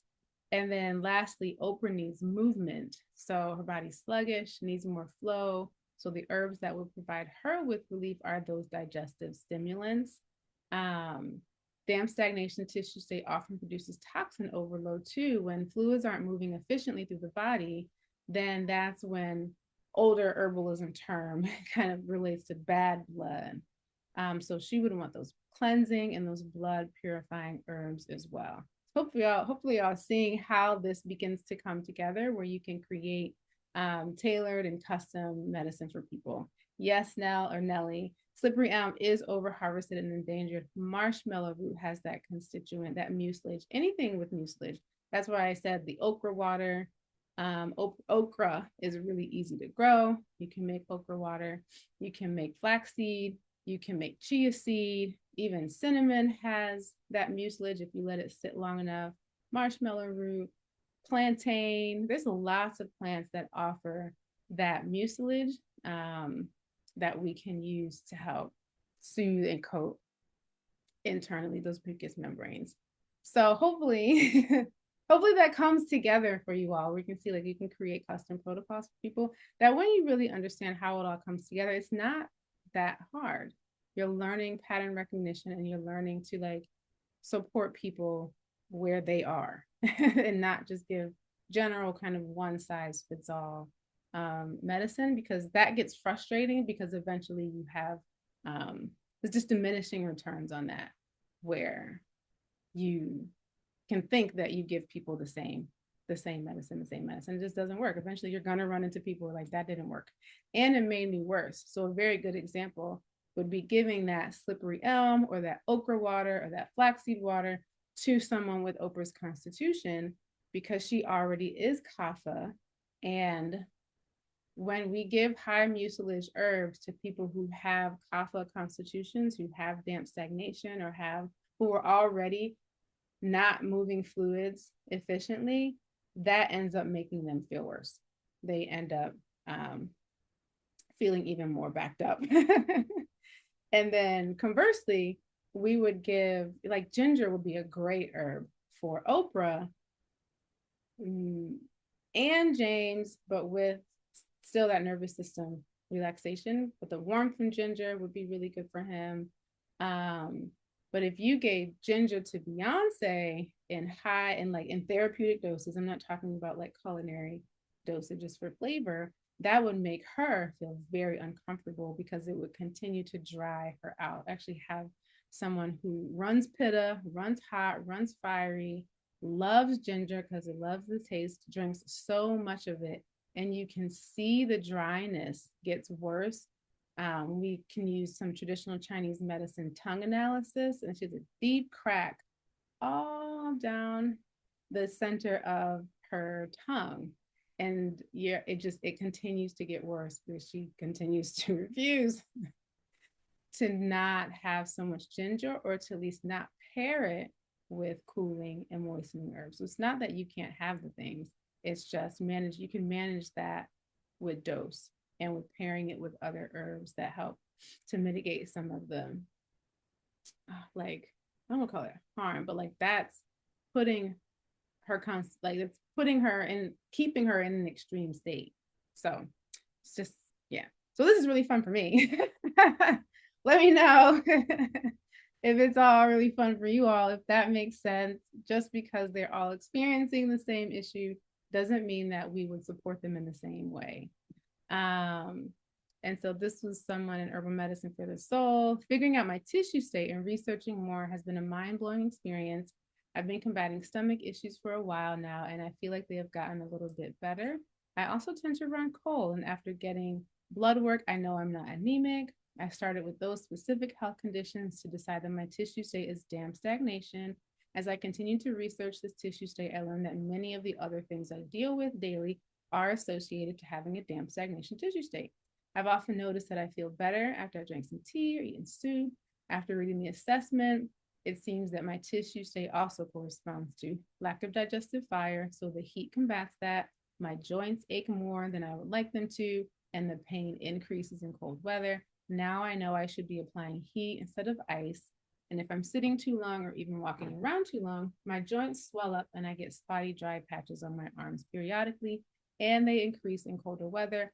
I'll definitely be making some changes to the herbs I use, knowing what I've learned. That's how that works, is being able to create herbal formulas that are just specific to you. So recap, fat herbalism, not bad, definitely incomplete. Just be discerning about where you do your research. Think about if the information is complete enough to set you up for success, where you can safely try something. And you have some new search terms to include inside of when you're searching something. So do a dosha quiz, find out where you're leaning. You want to dive into medical astrology, have some YouTube videos on that as well. It's like a self-care through the signs series. And then once you know your constitution, like how you run, then you can start Googling that. Like, this is herbs for pitta, herbs for vata, herbs for kapha. That'll really help. All right. So how did I get out of chronic pain? Just dependence on big pharma. Using herbal support and the Calypso healing method.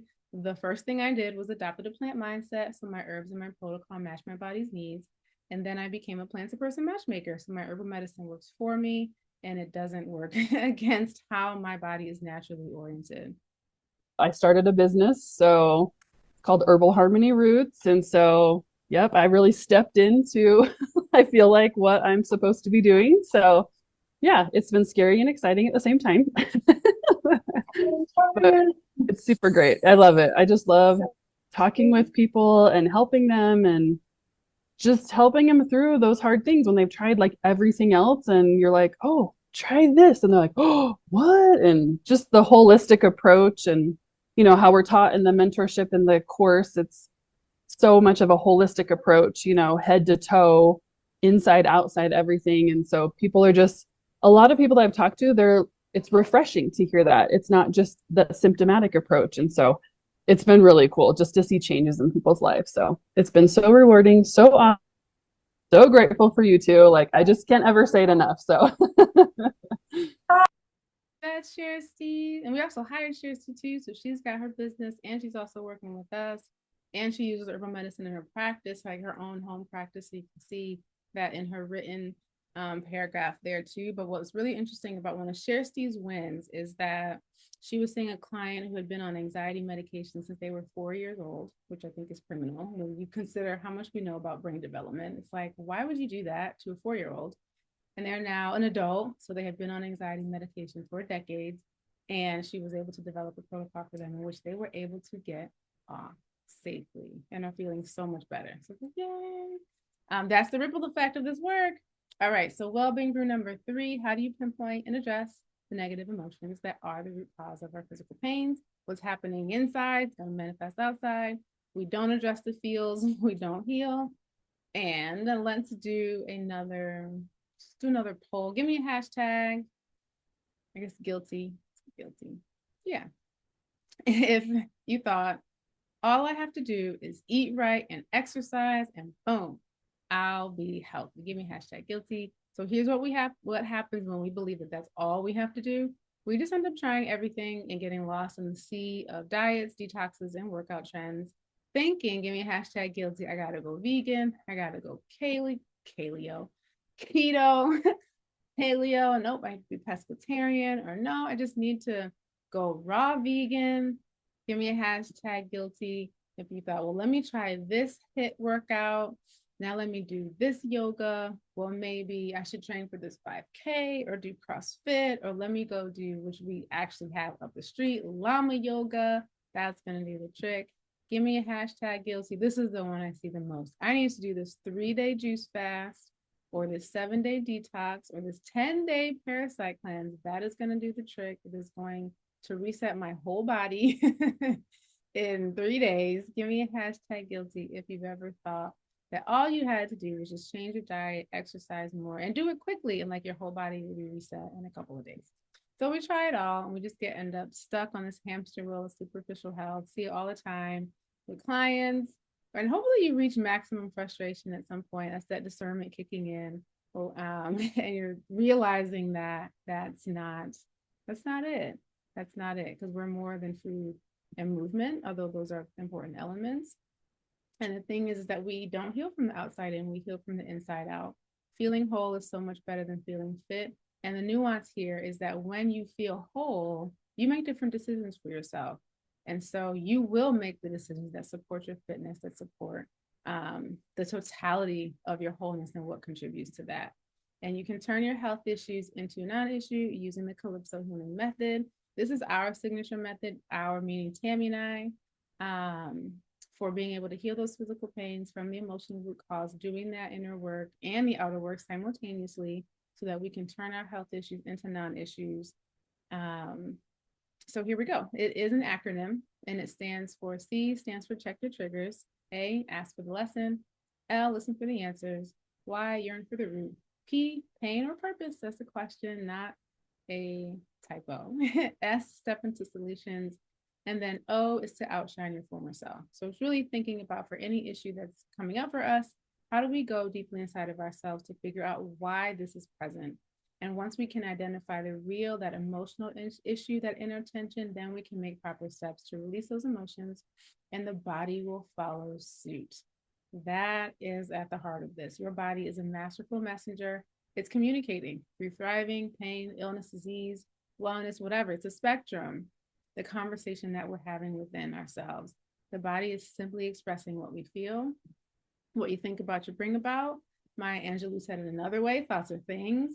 The only way for us to change our health is for us to change our thinking, which has a direct impact on our emotions, and our emotions provide really critical information. And nothing changes if nothing changes. So take a look outside if you can. Look all around you. Look at the items that you're using right now, the things that are in your vicinity, the furniture, the car, maybe if you're driving, your clothes, the desk, the pencil, the phone, the computer, the bed. Everything that you see with your eyes and you use in your life, that's a physical manifestation of something that first started in the mind. Everything begins in the mind, begins in the imagination, begins in consciousness before it can become physical. Let me take a sip. We are not at that stage in our evolution as human beings where things that we think can just magically appear overnight. We think of it first, we imagine it first, we replay it in our minds first. That energy that's neither created nor destroyed, that energy develops momentum. We keep thinking about it, we keep thinking about it, keep thinking about it. And then we take those steps and it turns into something that's actually physical. So it's the same process when it comes to our health. We can use our minds to create a death, we can use them to create disease. Most of us are doing that when we just don't know it, right? So we use our minds to promote cellular regeneration or inflammation. Our bodies literally, and it's great that science is, and we have like neuroscience is a new field for the medical industry. It wasn't around 20 years ago. So it's really great that neuroscience is catching up with the fact that our mystics and our spiritual teachers have known forever, and our ancestors knew that the body responds to every single thought we think. And that's scary because we're swirling around with 60 to 70,000 of them every day. And the body responds to every single thought we think in a physiological way. So we're literally communicating with ourselves, our thoughts. So those traumas, those emotional wounds that many of us have experienced in our childhoods create these self-destructive mental and emotional patterns within us as we're children. And we don't know better. This is the environment that we grew up in. We did not know, right? And we end up carrying those records based on what we learned, absorbed, experienced into our adult lives. And eventually, some point, they're going to create pain, illness, disease. So what the Calypso healing method is all about is really gaining an understanding for those mental and emotional root causes, extending compassion and grace to yourself, but also healing, actively healing those wounds, rewriting those patterns while you simultaneously create better habits that support your physical health too. So we'll run through it again, give more example on each step. C is check your triggers. So it's like, just take note, just observation mode. Take note of the circumstances, the situations, the interactions that get you negatively emotionally charged. Look for patterns of what gets you all upset. And negative doesn't mean bad, but again, it's like thinking about when we're excited, we usually feel like inside, we also usually feel great. So thinking of emotions as information. And then A, ask for the lesson. So when you're emotionally heightened, when you're triggered, think, what am I to learn from this situation? I got so upset over this. What can it teach me, reveal to me? This is that 8th house work inside of astrology, that scorpionic work, that getting psychologically oriented work, analyzing oneself, observing oneself. It's really important to ask empowering questions about yourself. This is not about self-blame. This is like, we're still in observation mode. And now we're pausing a little bit to be like, let me reflect. And then listen for the answers. So make time to listen for the answer. They can show up in your meditations, your dreams, your conversations, synchronicities. We're all scrolling. So sometimes answers really do come on that post that you see on Instagram. You will know when there's a message that is resonant for you and for the questions that you've been asking yourself quietly when you're up at night or just throughout your day. It's really helpful here, super duper helpful, to really just make time for silence and connection to self in your day, so that you can hear your own inner voice. Because, and it's, if you think about it too, like the morning is a great time, but whatever time it is that you have, carve out that time that's just for you. Because it's like once the day starts, as soon as you like touch your phone or you get up, like the day ends up kind of being everyone else's, right? So what is that 10, 20 minutes that you can really give to yourself so that you can listen and become familiar with your own inner voice? And I really think of this as like kind of carrying the altar, like you are the altar, carrying yourself everywhere you go. And I think of it like a kind of like a portal, but it's like when I have this sacred time that's just for myself, that's quiet, I am more receptive to receiving the answers to the questions that I am asking. Because when we're busy shuffling, shaking, moving, doing all sorts of stuff, it's really hard to notice that that was for me, like that message was for me. And so when we make time, then it comes, it rises to the surface. And then yearn for the root. So you really want to know, like, what's the trigger, the lesson, what's it really about?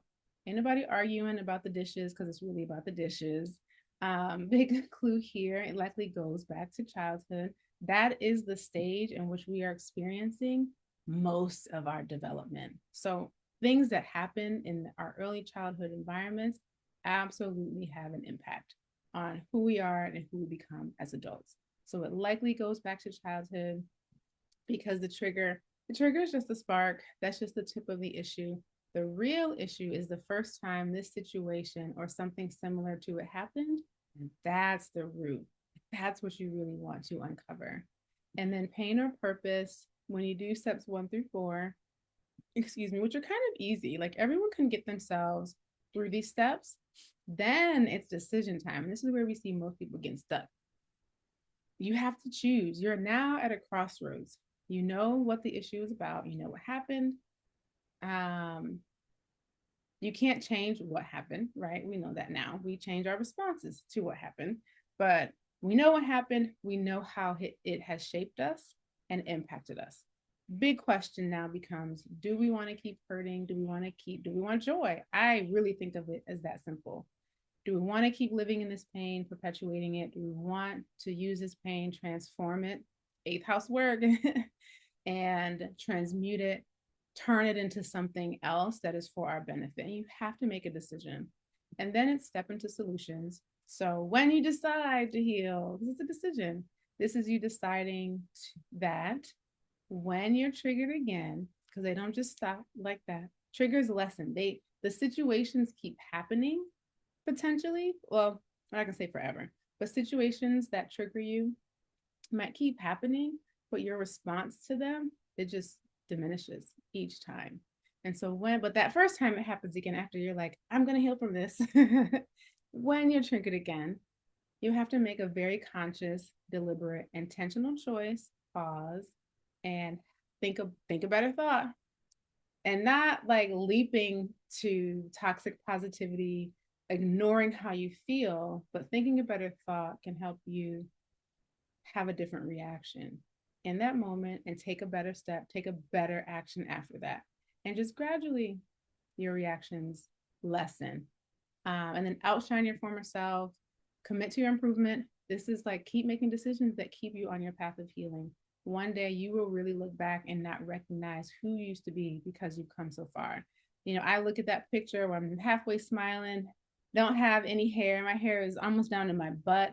I don't even recognize who that person is sometime anymore, right? Like you can really distance yourself to such a great degree from that pain and those triggers that used to upset you, but you have to keep doing the work. I see a lot of people kind of start to feel better and then stop. They do the things and the practices, and they start feeling better, and then they're like, oh, I don't need them anymore. And like, that's not true, because if you live a long enough life, I plan to live to 120. So like, you're going to have more experiences. Think about what living a long life, if you want to live a long life, what that means. You're going to have losses, you're going to have other challenges. It's just life, the ways of life.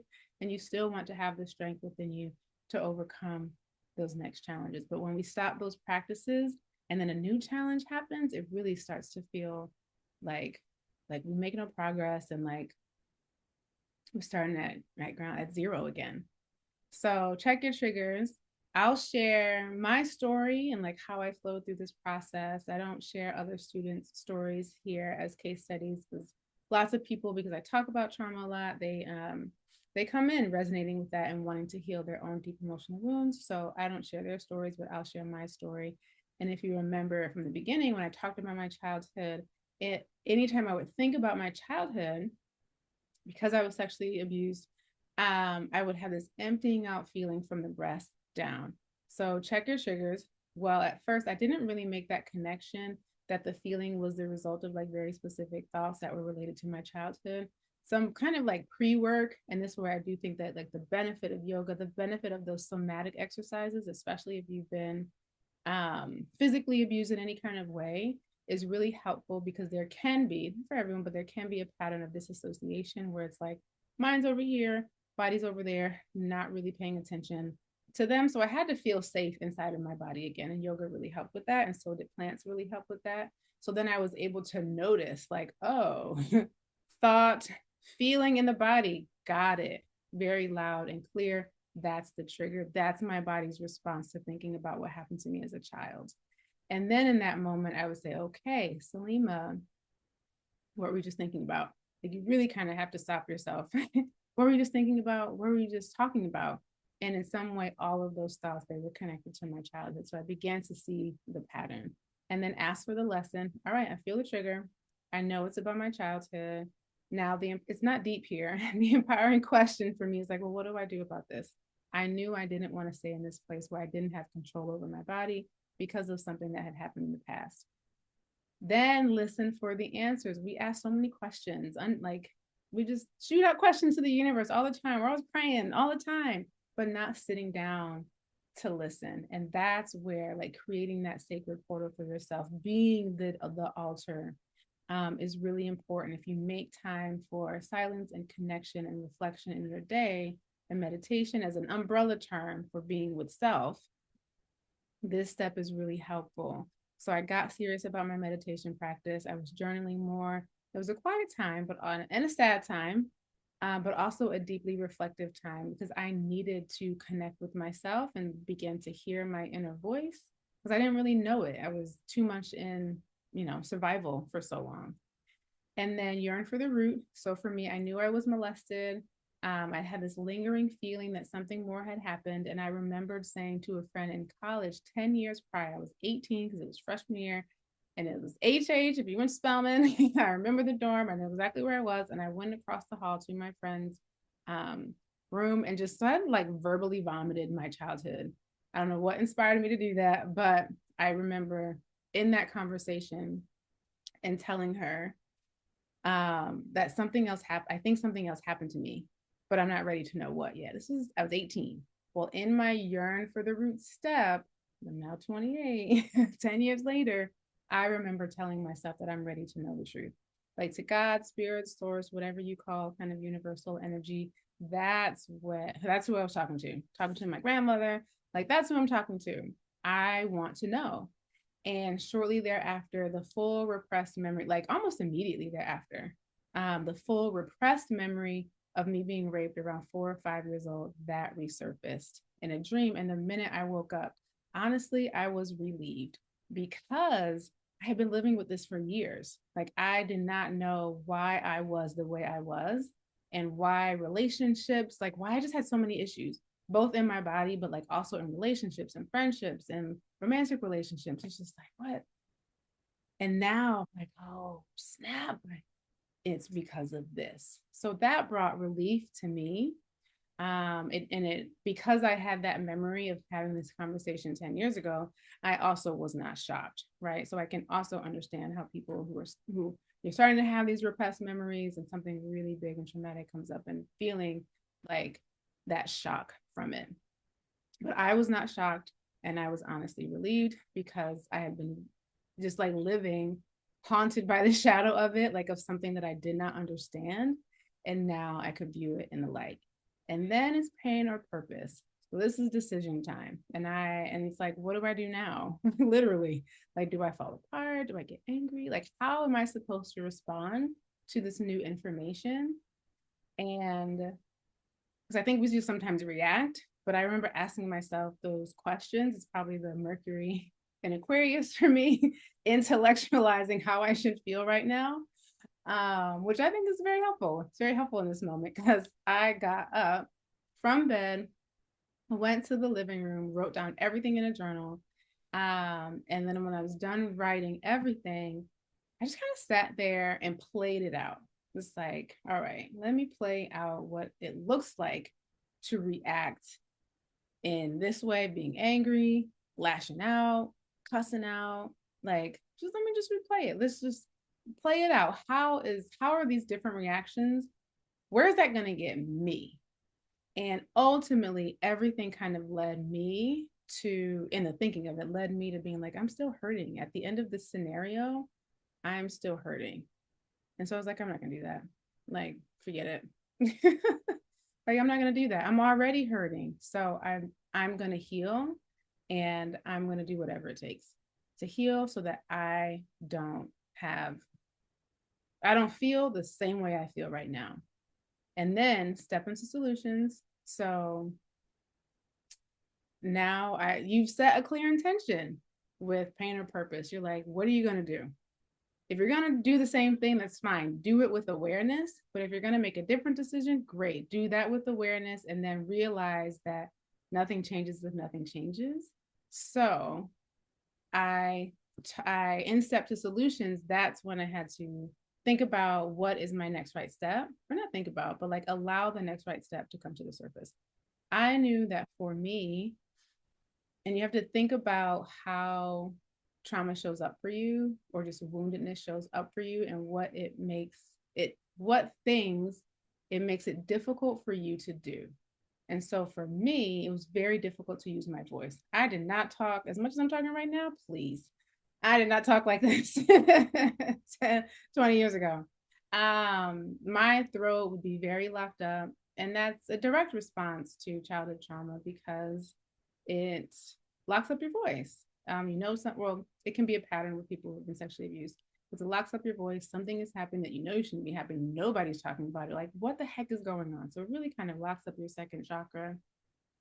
And anytime, like, I would think about, it's not even talking about like trauma, just like talking about something personal, maybe, or just talking, throat would get all locked up, and just all of this internal like tension. It was very uncomfortable. So I knew that that was the thing. It was like, I got to work on my voice. And what happens at this step is really beautiful because you've done all the pre-work. So you have your meditative reflective practice, and you have your you do that work. The next right step for you will rise to the surface. And then in the step, you've already set your intention in the pain or purpose step.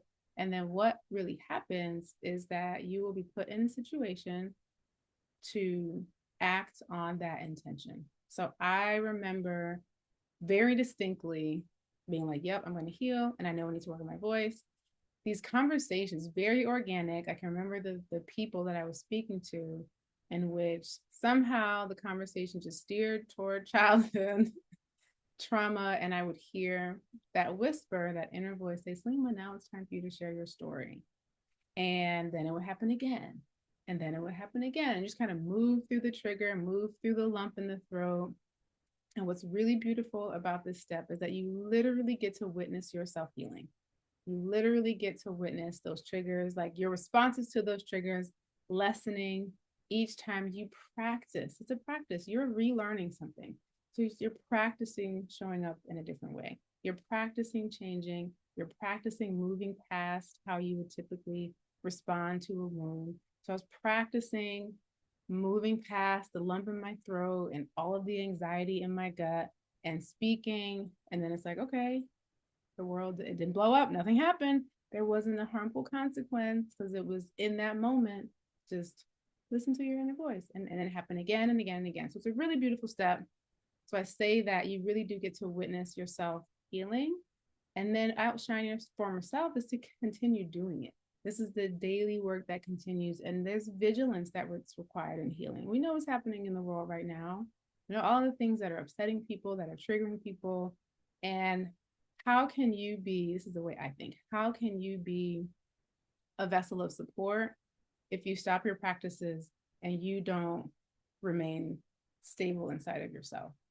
You can't. So you have to continue doing your inner work if you're going to be of any help for yourself, for your family, and if you have those leanings to think more bigger around community and collective consciousness. If you don't maintain your stability, you are of no help to anyone else. So this is like keeping your cup full so that you have access and abundance to serve and support others. The reason why I can show up as a teacher is because I keep doing the work. If I stop, then the work's going to stop because it will also lose integrity. But first and foremost, this is for you. Outshine your former self. There's no ceiling to how good we can feel. There's no ceiling to how much joy we can experience. That is abundant. You can keep feeling better and better and better and better. At 43, when all of the narrative is that in your 40s, stuff just starts to go downhill. Your joints start aching and this, and this starts hurting. And it's like, no. At 43, I feel a heck of a lot better than I did in my 20s. So it's really thinking when you go deep inside of yourself, just get all of that hurt out, that old hurt out. You really do liberate yourself from your past and you free yourself from pain. So you don't heal from the outside in, you heal from the inside out.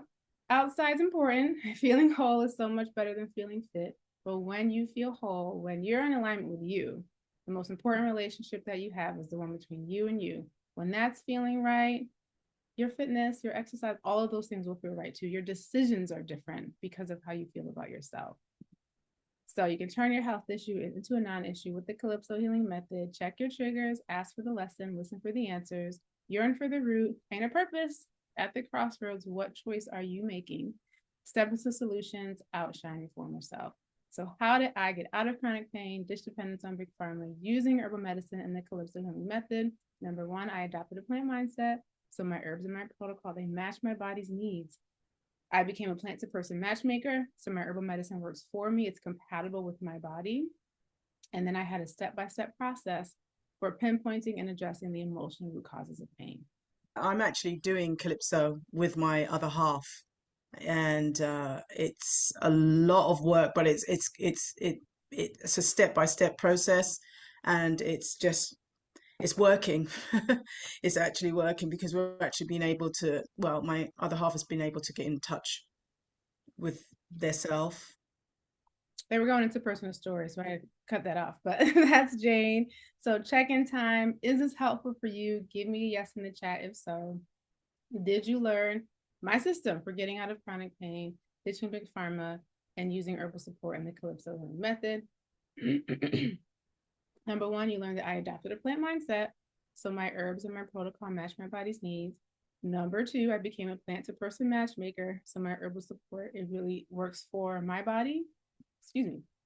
And we're not just matching plants with symptoms. You can only get away with that for a little bit. And then number three, I use the Calypso healing method to pinpoint and address the emotional root cause of my pain. What if you learned how to turn your health issue into a non-issue? What if you adopted a plant mindset, became a plant to person matchmaker, and used the Calypso healing method? Would that make a difference for you? And what if I helped? So if you want to hear how I can help, type yes in the chat for a clear roadmap and accountability for your healing journey, so you know exactly what to do to get out of pain when illness arises.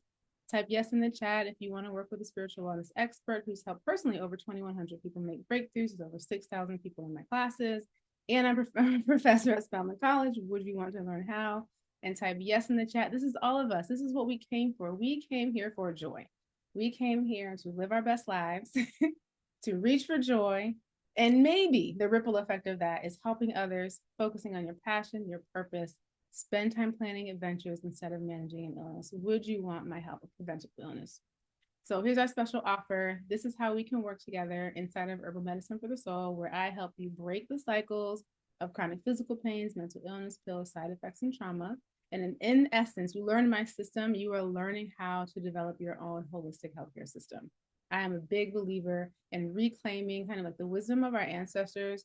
I study like how the medical model was shaped and formed and developed and what we did beforehand. Everybody was using plants beforehand. And it's not that they weren't effective.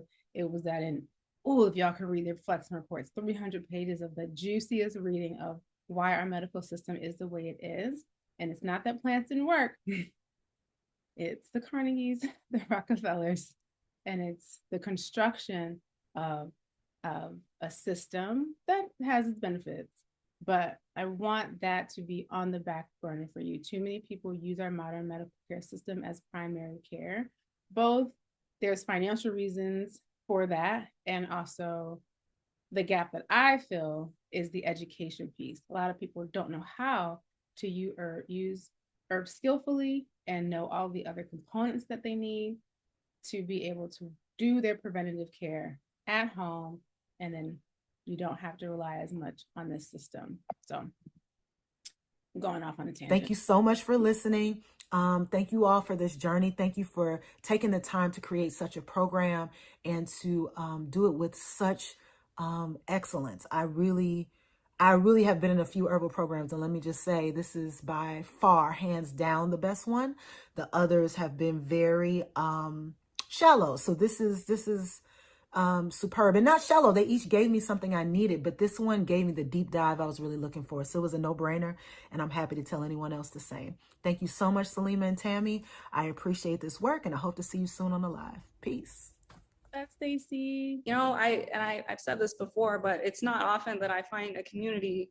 I've never found a community where I felt like I had a place in it, because most communities are fixated on maintaining a certain set of values and a certain way of being, and then I come in and disrupt that, and it's unwelcome.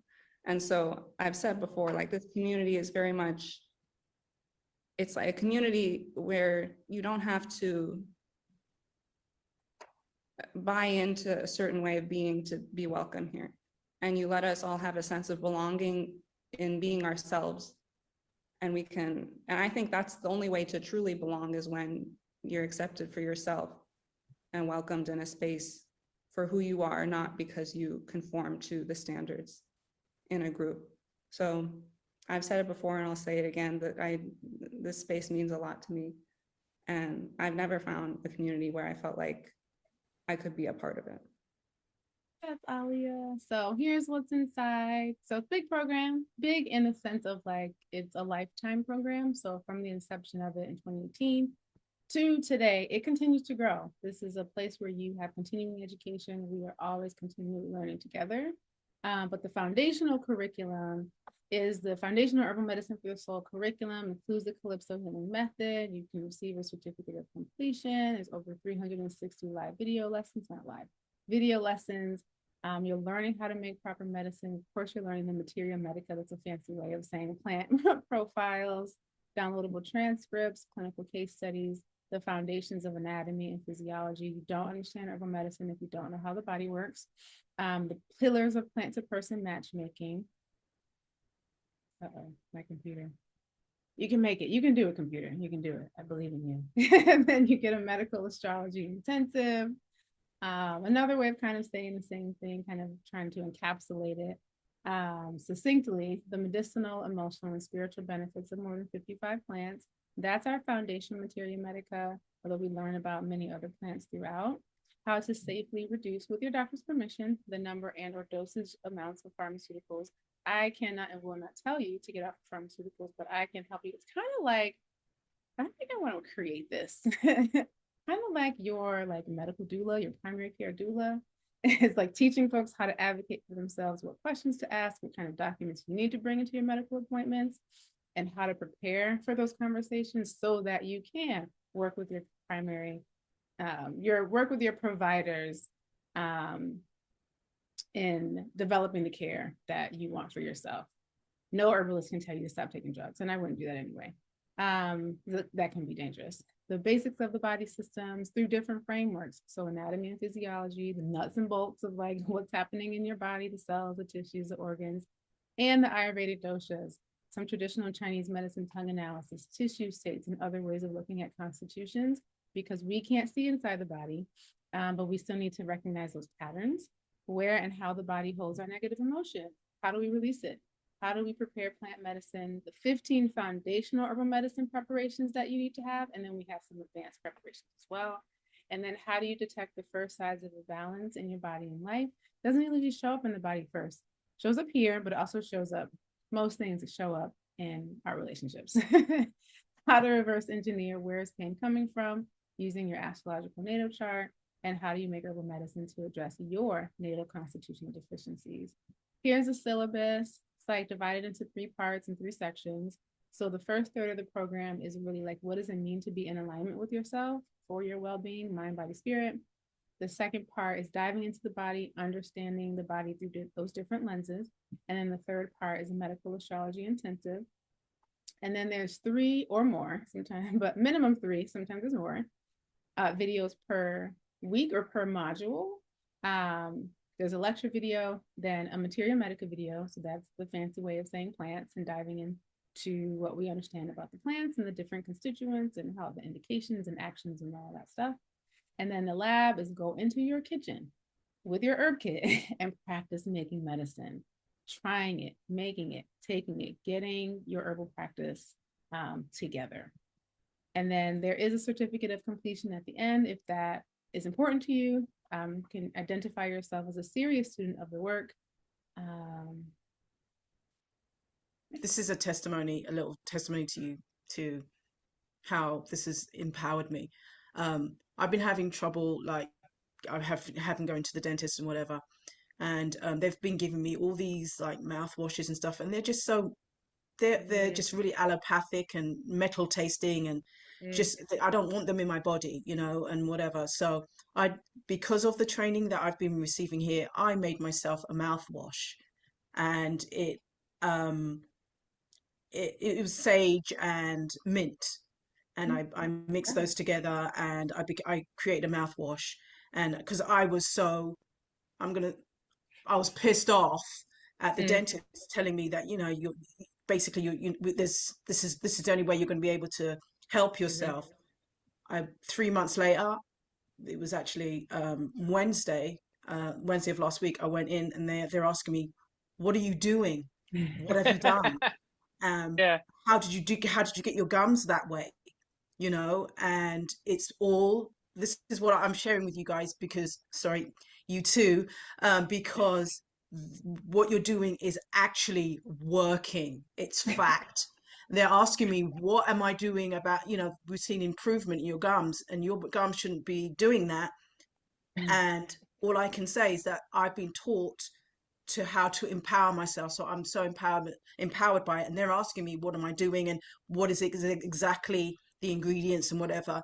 And you know, deep down, I'm like, I don't want to share. You lot didn't help me, but you know, I actually did say these. I didn't give them how I did it, but I felt so empowered leaving. So this is just, you know, something that I wanted to share with you, that this is what you're doing. You're helping a lot of people in many different ways, and empowerment, you know. So again, kudos. Jade, I love that story. And then we have the community. So we have our Facebook group, but we also have our weekly calls, which is where people feel the most sense of community. And then sometimes we have in-person events. And then we are going to start our retreats at some point sooner rather than later. But I definitely feel that coming. But in the Facebook group, people post their medicine, they post their wins, they post questions. We're in there as much as people want to be on social media. Like, I have that understanding too, but those places do exist for us to gather. One of the things that I have learned from being in this program and watching Salima and Tammy as teachers is to remain teachable, to listen. I'm really appreciative of one of the things that happens as part of the curriculum of this class. It's, I think, what also makes it a very unique program is that the curriculum isn't only based upon the materia medica, the medicine, doing case studies, hot seats, and all of the things. It is also based and I would say like student informed, which means that every class and every cycle, there will be newness, not just because of the people that exist, but because we get a chance to also become teachers at times. It also means that it adds a wealth of knowledge and more information and interest and just more ability to realize that other things exist that are always intrinsically able to reconnect back to the medicine, the land, and the earth. It is a reminder that not only are we learning from the earth, but each of us with our individual selves, personalities, experiences, walks of life, and interests also adds and contributes to the knowledge that exists amidst this earth. And we see that in classes. Testing.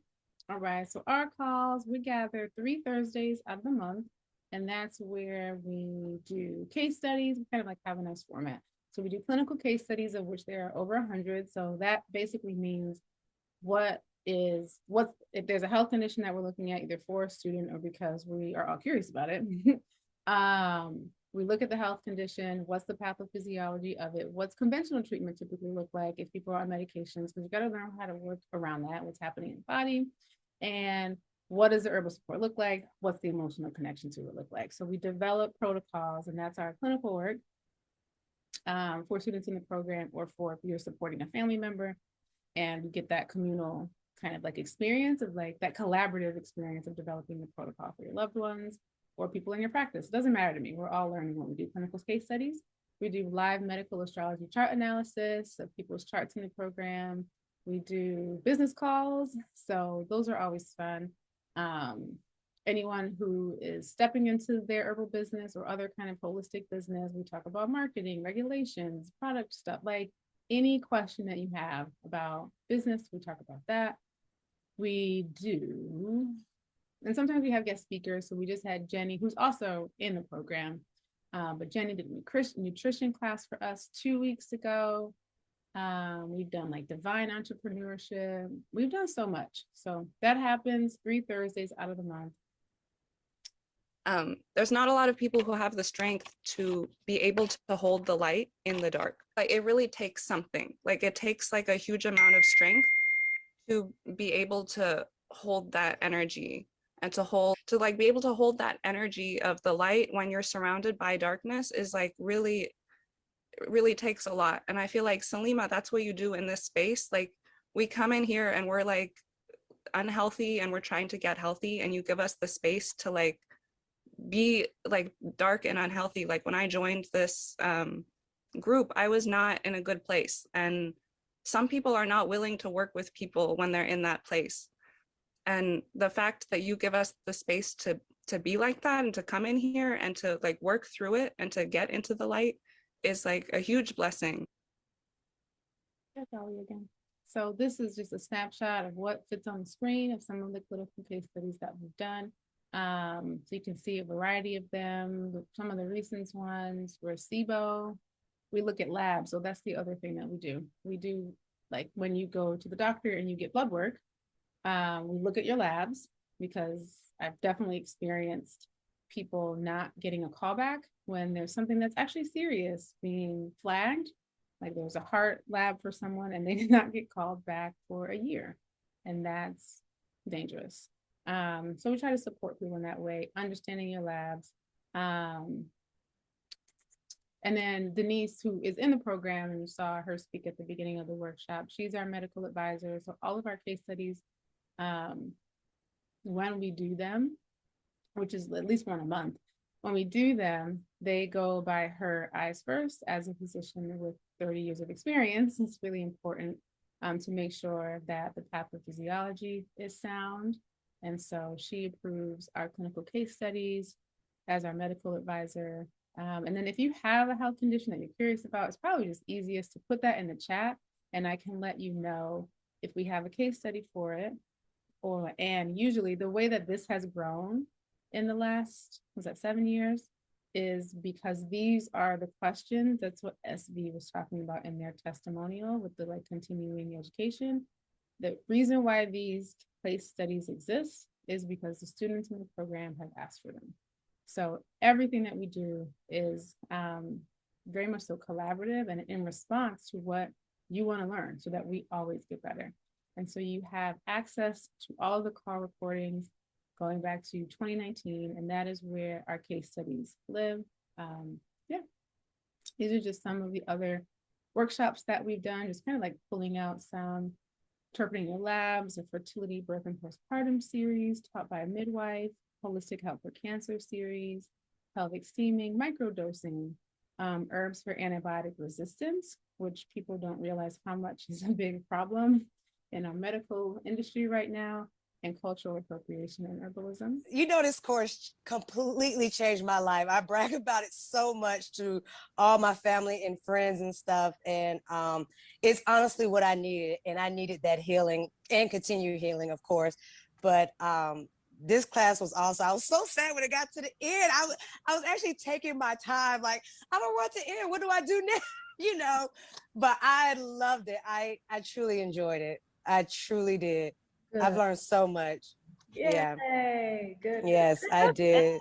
You know, yes, thank you, Salima. Thank you so much. That course came right on time. That was from my ancestors, truly. Good. Yes. Oh, thank you. I received. Yes. That's a great question in the chat. Nellie, I'm not sure if I'm pronouncing it correctly. I have to look because I do remember another student asking about that. So I need to look. And even if we don't, like I said, we would do the research and we would do a case study for it. But I do distinctly remember another student saying that they had that. But again, it's been since 2018. So all of the case studies, I don't remember off the top of my head, but I do distinctly remember that. So that's a great question. I did hot seat when I like my second or third week for this like painful burning sensation in the side of my leg. And I don't know when it happened, but I realized yesterday it doesn't hurt anymore. And I don't know, I don't even remember when it stopped, but it's like this amazing thing that used to keep me up at night and it was so horrible and it totally went away. So thanks to the community, because I knew nothing when we did my hot seat. So thank you. You know, Kelly, Kelly's great. I know if Aubrey, if what you're talking about is that you know Kelly or you know Nellie or you know somebody else. Yeah, Kelly's the best.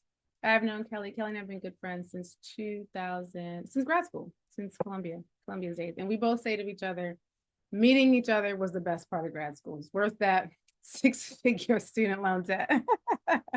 So here's what you're getting inside of Herbal Medicine for the Soul. 50% off.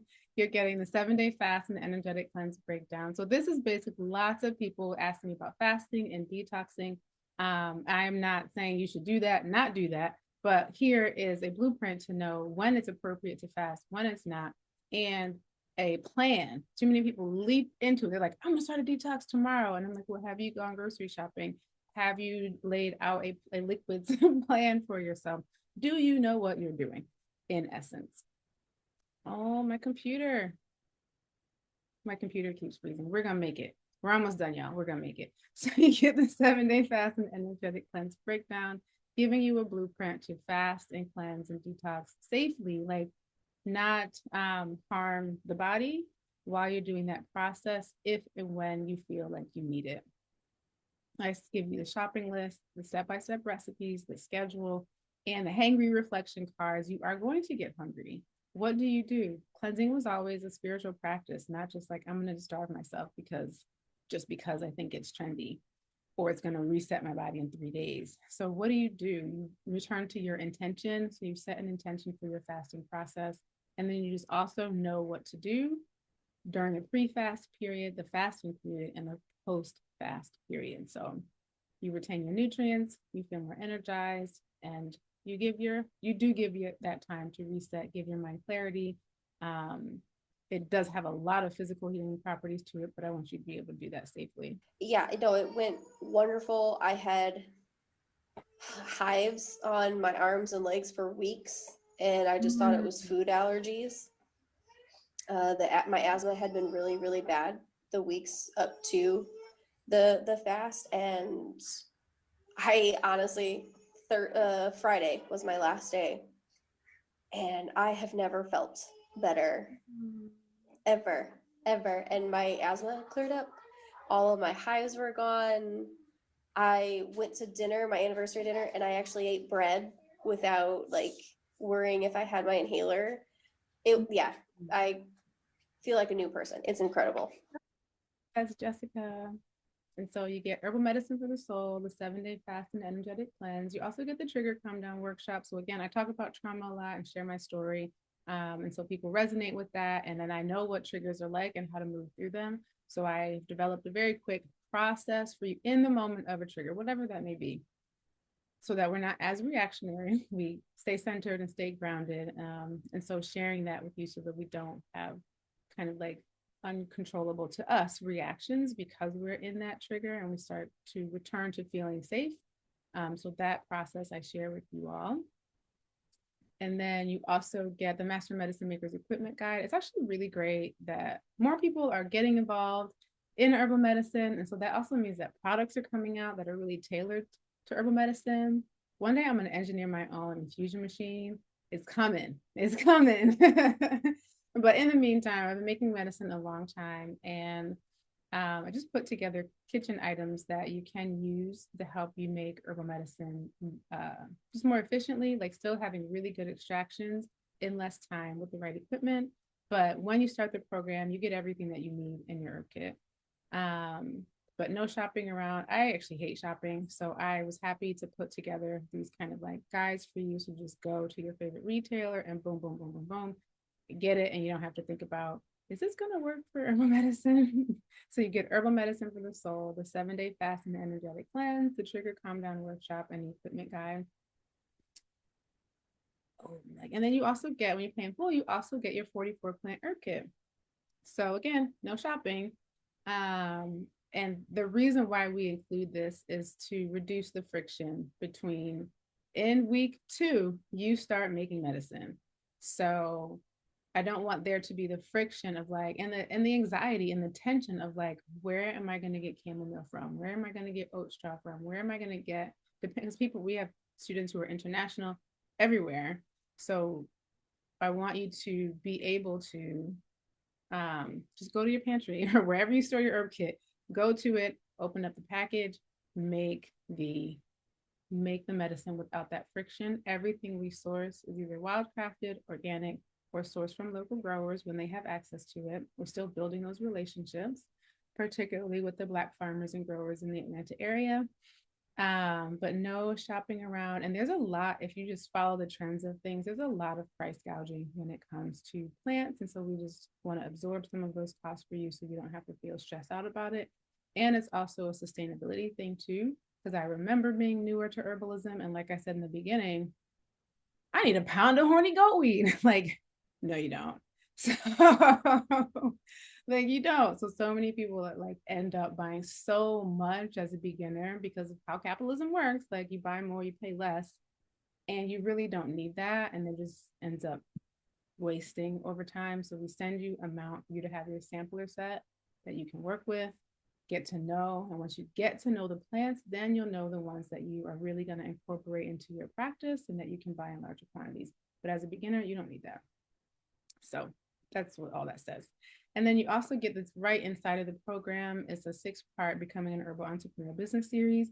We just get so many questions about business. We decided to do a 6-part series for it, in addition to having the bi-monthly calls and some YouTube videos on being an herbal entrepreneur. I remember, again, being earlier in the work and having questions about the business aspects of herbalism and having, mentors who were gatekeeping, who were not sharing. And I don't want to be that way. So I will share everything that I know, happy to share it, because I believe that we need more people in this work. All right. So you get Herbal Medicine for the Soul, the Fast and Energetic Cleanse Breakdown, the Trigger Calm Down Workshop, the Master Medicine Maker's Equipment Guide, when you pay in full, the Herb Kit, Becoming an Herbal Entrepreneur is in it. And then you also get, when you pay in full, a private 60-minute Calypso coaching session with Tammy. Tammy's a great coach, just with the way that her mind works. She's very step by step by step. And so she really helps people see what's the next right step for themselves through the Calypso coaching process of like, this is what you need to go do to start unraveling yourself from this situation and this tension. It's like making progress forward. So you get a private session with Tammy. You also will get a private 60-minute session with me. And we typically do an astrology reading. So we can look at anything in your chart. Some people want it more medical. Some people want to know about career. It's usually the big four: health, career, love, work, right? Or that's work, career. Anyway, there's like the top four things that people typically always ask about. But I love doing chart readings because it helps people feel validated in how they feel. I think our society makes us feel not as welcome or accepted because of our differences. And when you see the chart and you see yourself and it resonates, you feel validated in who you are. And we talk about your gifts. We talk about, things that get you all knotted up, but also the chart has a really great blueprint of helping you unravel yourselves from those inner knots that we all have. Just testimonials on the screen. My voice is starting to get tired, so you can read those things. They're also on our website, and you will get the recording. But astrology readings are awesome for me, but most importantly for you all. And so what you're getting today is Herbal Medicine for the Soul, the 7-day Fast and Energetic Cleanse Breakdown, the Trigger Calm Down Workshop, the Master Medicine Maker's Equipment Guide, and the Becoming an Herbal Entrepreneur Business Series. When you pay in full, you also get those 3 extra items: the Herb Kit, the private Calypso coaching session, and the private astrology reading. And those also can be purchased separately if and when you want them. So the value is $12,726. The price of our program is $3,500. Your option today is $19.95, one-time payment for everything, or 12 low monthly payments of $199. Very limited. Enter the code FLOWER to get the discount, and you head to thrive.iwillaRemedy.com if it resonates for you to join I'm putting in the chat, join our community. Hey, Nashay. And then you can head to thrive.iwillaRemedy.com and you can see the program page and read everything that we've been talking about on this workshop today. And you get immediate access when you sign up. So it's set up, each module is devoted per week. And so every 7 days from the date of your enrollment, the new module opens up. But right now, the welcome module is open, really get you oriented to how the program is structured. Week 1 is open, so you can start right in. There's supplementary reading information and material just to get everybody on the same page about plants. Because everyone does come in with different levels of experience. We have medical professionals in the program. We have like other holistic practitioners, from nutritionists and birth workers and doulas in the program. We have just folk in the program who are coming. It's like 50-50 people who are coming because they want to improve their skill set in this area, or they're coming because they want that space and that skill set to be able to heal themselves.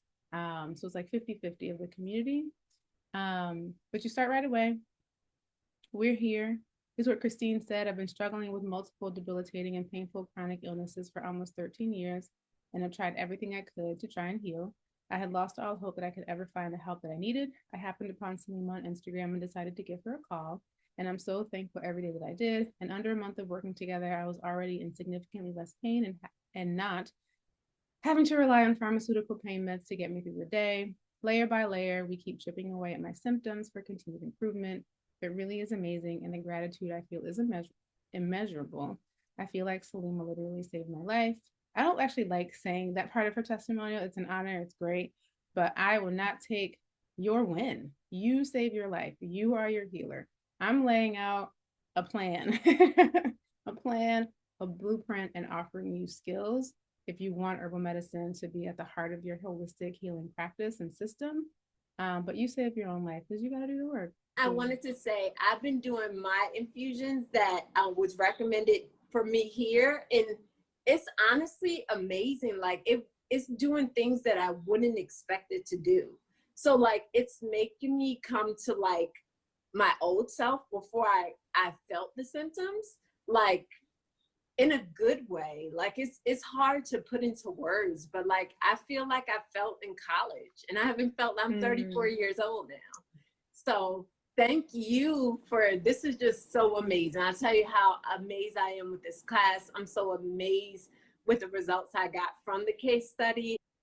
That is Anita. And so Anita experiences multiple sclerosis. We talked about at the beginning, the myelin sheaths being damaged through the own autoimmune response. To date, she's never had to be on a pharmaceutical. So think about why you came here today. What if you were able to wean off of medication, safely reverse your diagnosis? This is one of our students who experiences cancer. I've been feeling good as my test results account for that.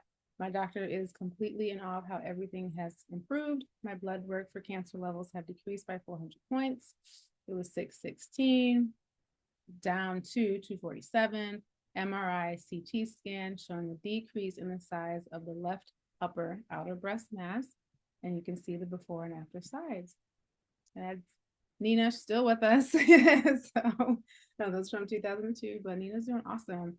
Imagine if you go to the doctor for your annual checkup and you just get a clean bill of health, or even going and like seeing your blood work, understanding it, knowing your trendings. If you're gradually seeing like that A1C go up, you can do something before it's out of range. Like, wait a minute, this is going up. Let me check my diet. Let me add my plants. We know that the A1C is also really related to cortisol.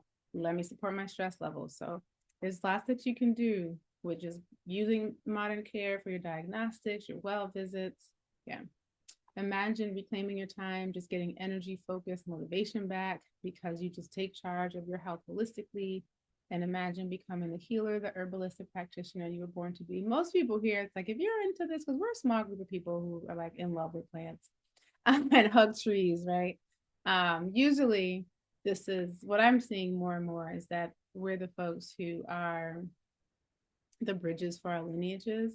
Like we're bringing the work back into our family's legacy because we know the conditioning and like we know industrialized medicine and all the systems that kind of just created this gap in both in our understanding and of course in our use of holistic practices and modalities. So you're the bridge, you're here. And when the healer doesn't have to be huge, and sometimes it is, right? Maybe you want your own empire, but maybe it's just at home and you want to be able to just have sovereignty over your own healthcare and know what to do because we don't know what these systems are doing. It doesn't usually work out in our favor. So imagine saving thousands of dollars on medical expenses, reducing your pills, your need for preventable pills, appointments, procedures. We're the only wealthy nation that they have the highest healthcare costs with the worst health outcomes and where people go into bankruptcy because of medical bills. Like, really think about that. Really think about that. And then with conversations of Medicaid being reduced, just kind of thinking about, it hasn't happened yet, but thinking about the economics and the economic impact of that, where, you know, some hospitals, they're funded by Medicaid. And so if Medicaid is being reduced and Medicaid and hospitals are mandated to support anyone, whether they have health insurance or not, well, that will eventually lead to more hospital and clinic closures. So it's like there's just a ripple effect of all of these policy things that people don't think about, but have real implications. And the places that are going to be hardest hit are where there are already marginalized communities, and it's going to be rural areas too. So more and more, just with what's happening, I'm just like doubling down on my like conviction that people need herbal medicine now more than ever. Thinking that health is expensive, it's structured to be expensive here. because of the system. And these are prices even if you have insurance. But compare that to not needing these procedures, right? Because you have your own healthcare system in place. So I have a quick update. I'll try to make it really simple. I started about, I think 6 weeks ago. And I had mentioned to you that I was dealing with a lot, lymphatic wise. And I spoke to all these different herbalists, and everyone had lots of different ideas. And you want to know what's so interesting? Just going through the course, doing chakra root work and making tea infusions and doing research from just the herbs from the course, I was able to start to kind of, they're already healing just from what I'm learning here. And it's like, I went through all these other resources and all the information was literally right here. And I believe I am a firm believer in the power of teas and tea infusion, even more so than capsules. And I'm loving this process and this program. So thank you, Salima. Okay, think about how much better would your quality of life be just if you knew how to serve and support and heal yourself. This is Tammy. Been talking about Tammy. She's my wife, business partner. We've been doing this for a while together. She's released 60 pounds, shrank fibroids naturally despite years of pressure to get a hysterectomy. No more debilitating fibroid pain. She never had the heavy bleeding, but she did have very debilitating pain. Like anytime she would exert herself, just doubled over in pain. And have like shooting pain. She would describe it as shooting pain from her rectum all the way down her legs. And like she described her womb as like this just fiery band of pain. And so that's gone. Like she's able to exercise 7 days a week. She does like a hour and a half workout 6 days a week. From that's contrasted to like years ago, just going for a bike ride, like a leisurely bike ride down Eastern Parkway when we lived in Brooklyn, sending her doubled over in pain. And the whole family is happier. Like talking about like healing my trauma from the beginning, like Tammy also doing her work to heal her trauma. And here we are, much better family, because anytime we have illness, trauma, loss, again, the whole unit experiences it. What makes herbal medicine for the soul different? We have a proven track record helping people heal from pain, illness, and disease. Which is like a no-no. I need to change that language because, we're not supposed to say that per the FDA, but it's the truth. The only herbal program that teaches you how to heal on the physical, mental, and emotional levels using the Calypso healing method. If you send you your herb kit, we're setting you up with your home apothecary. Every family, this is the magic of like studying history. Every family had their own like cookbook kind of.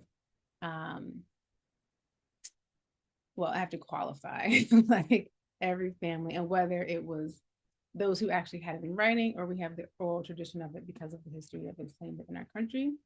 But basically, families knew how to use plants and they kept their recipes and they passed them on in the ways that they could. Black folks weren't allowed to learn how to read, so it was very oral, these recipes being passed down. But it's like really just thinking about the magic of that, of like having your own home apothecary, your own pantry, your own recipes, and knowing exactly what to do when things arise at home. And so much sophistication too that has developed over time with herbal medicine, and it's where the lanes shine, like when we do have severe infections, because that was typically the thing that our predecessors couldn't handle very well. But it's like, yeah, you have a severe infection, yeah, you're gonna need to go get the antibiotics. But all the other stuff, there's so much. People are so surprised by how much they can serve and support themselves by having those, knowing how to use the plants, and then what we talked about in the beginning, knowing those 3 protocol strategies, when it's preventative, when it's acute, when it's for chronic.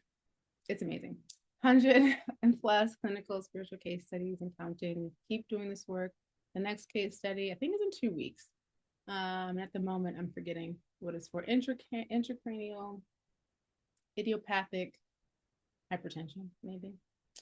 Your enrollment includes our signature Becoming an Herbal Entrepreneur Business Series. I want more people doing this work, period.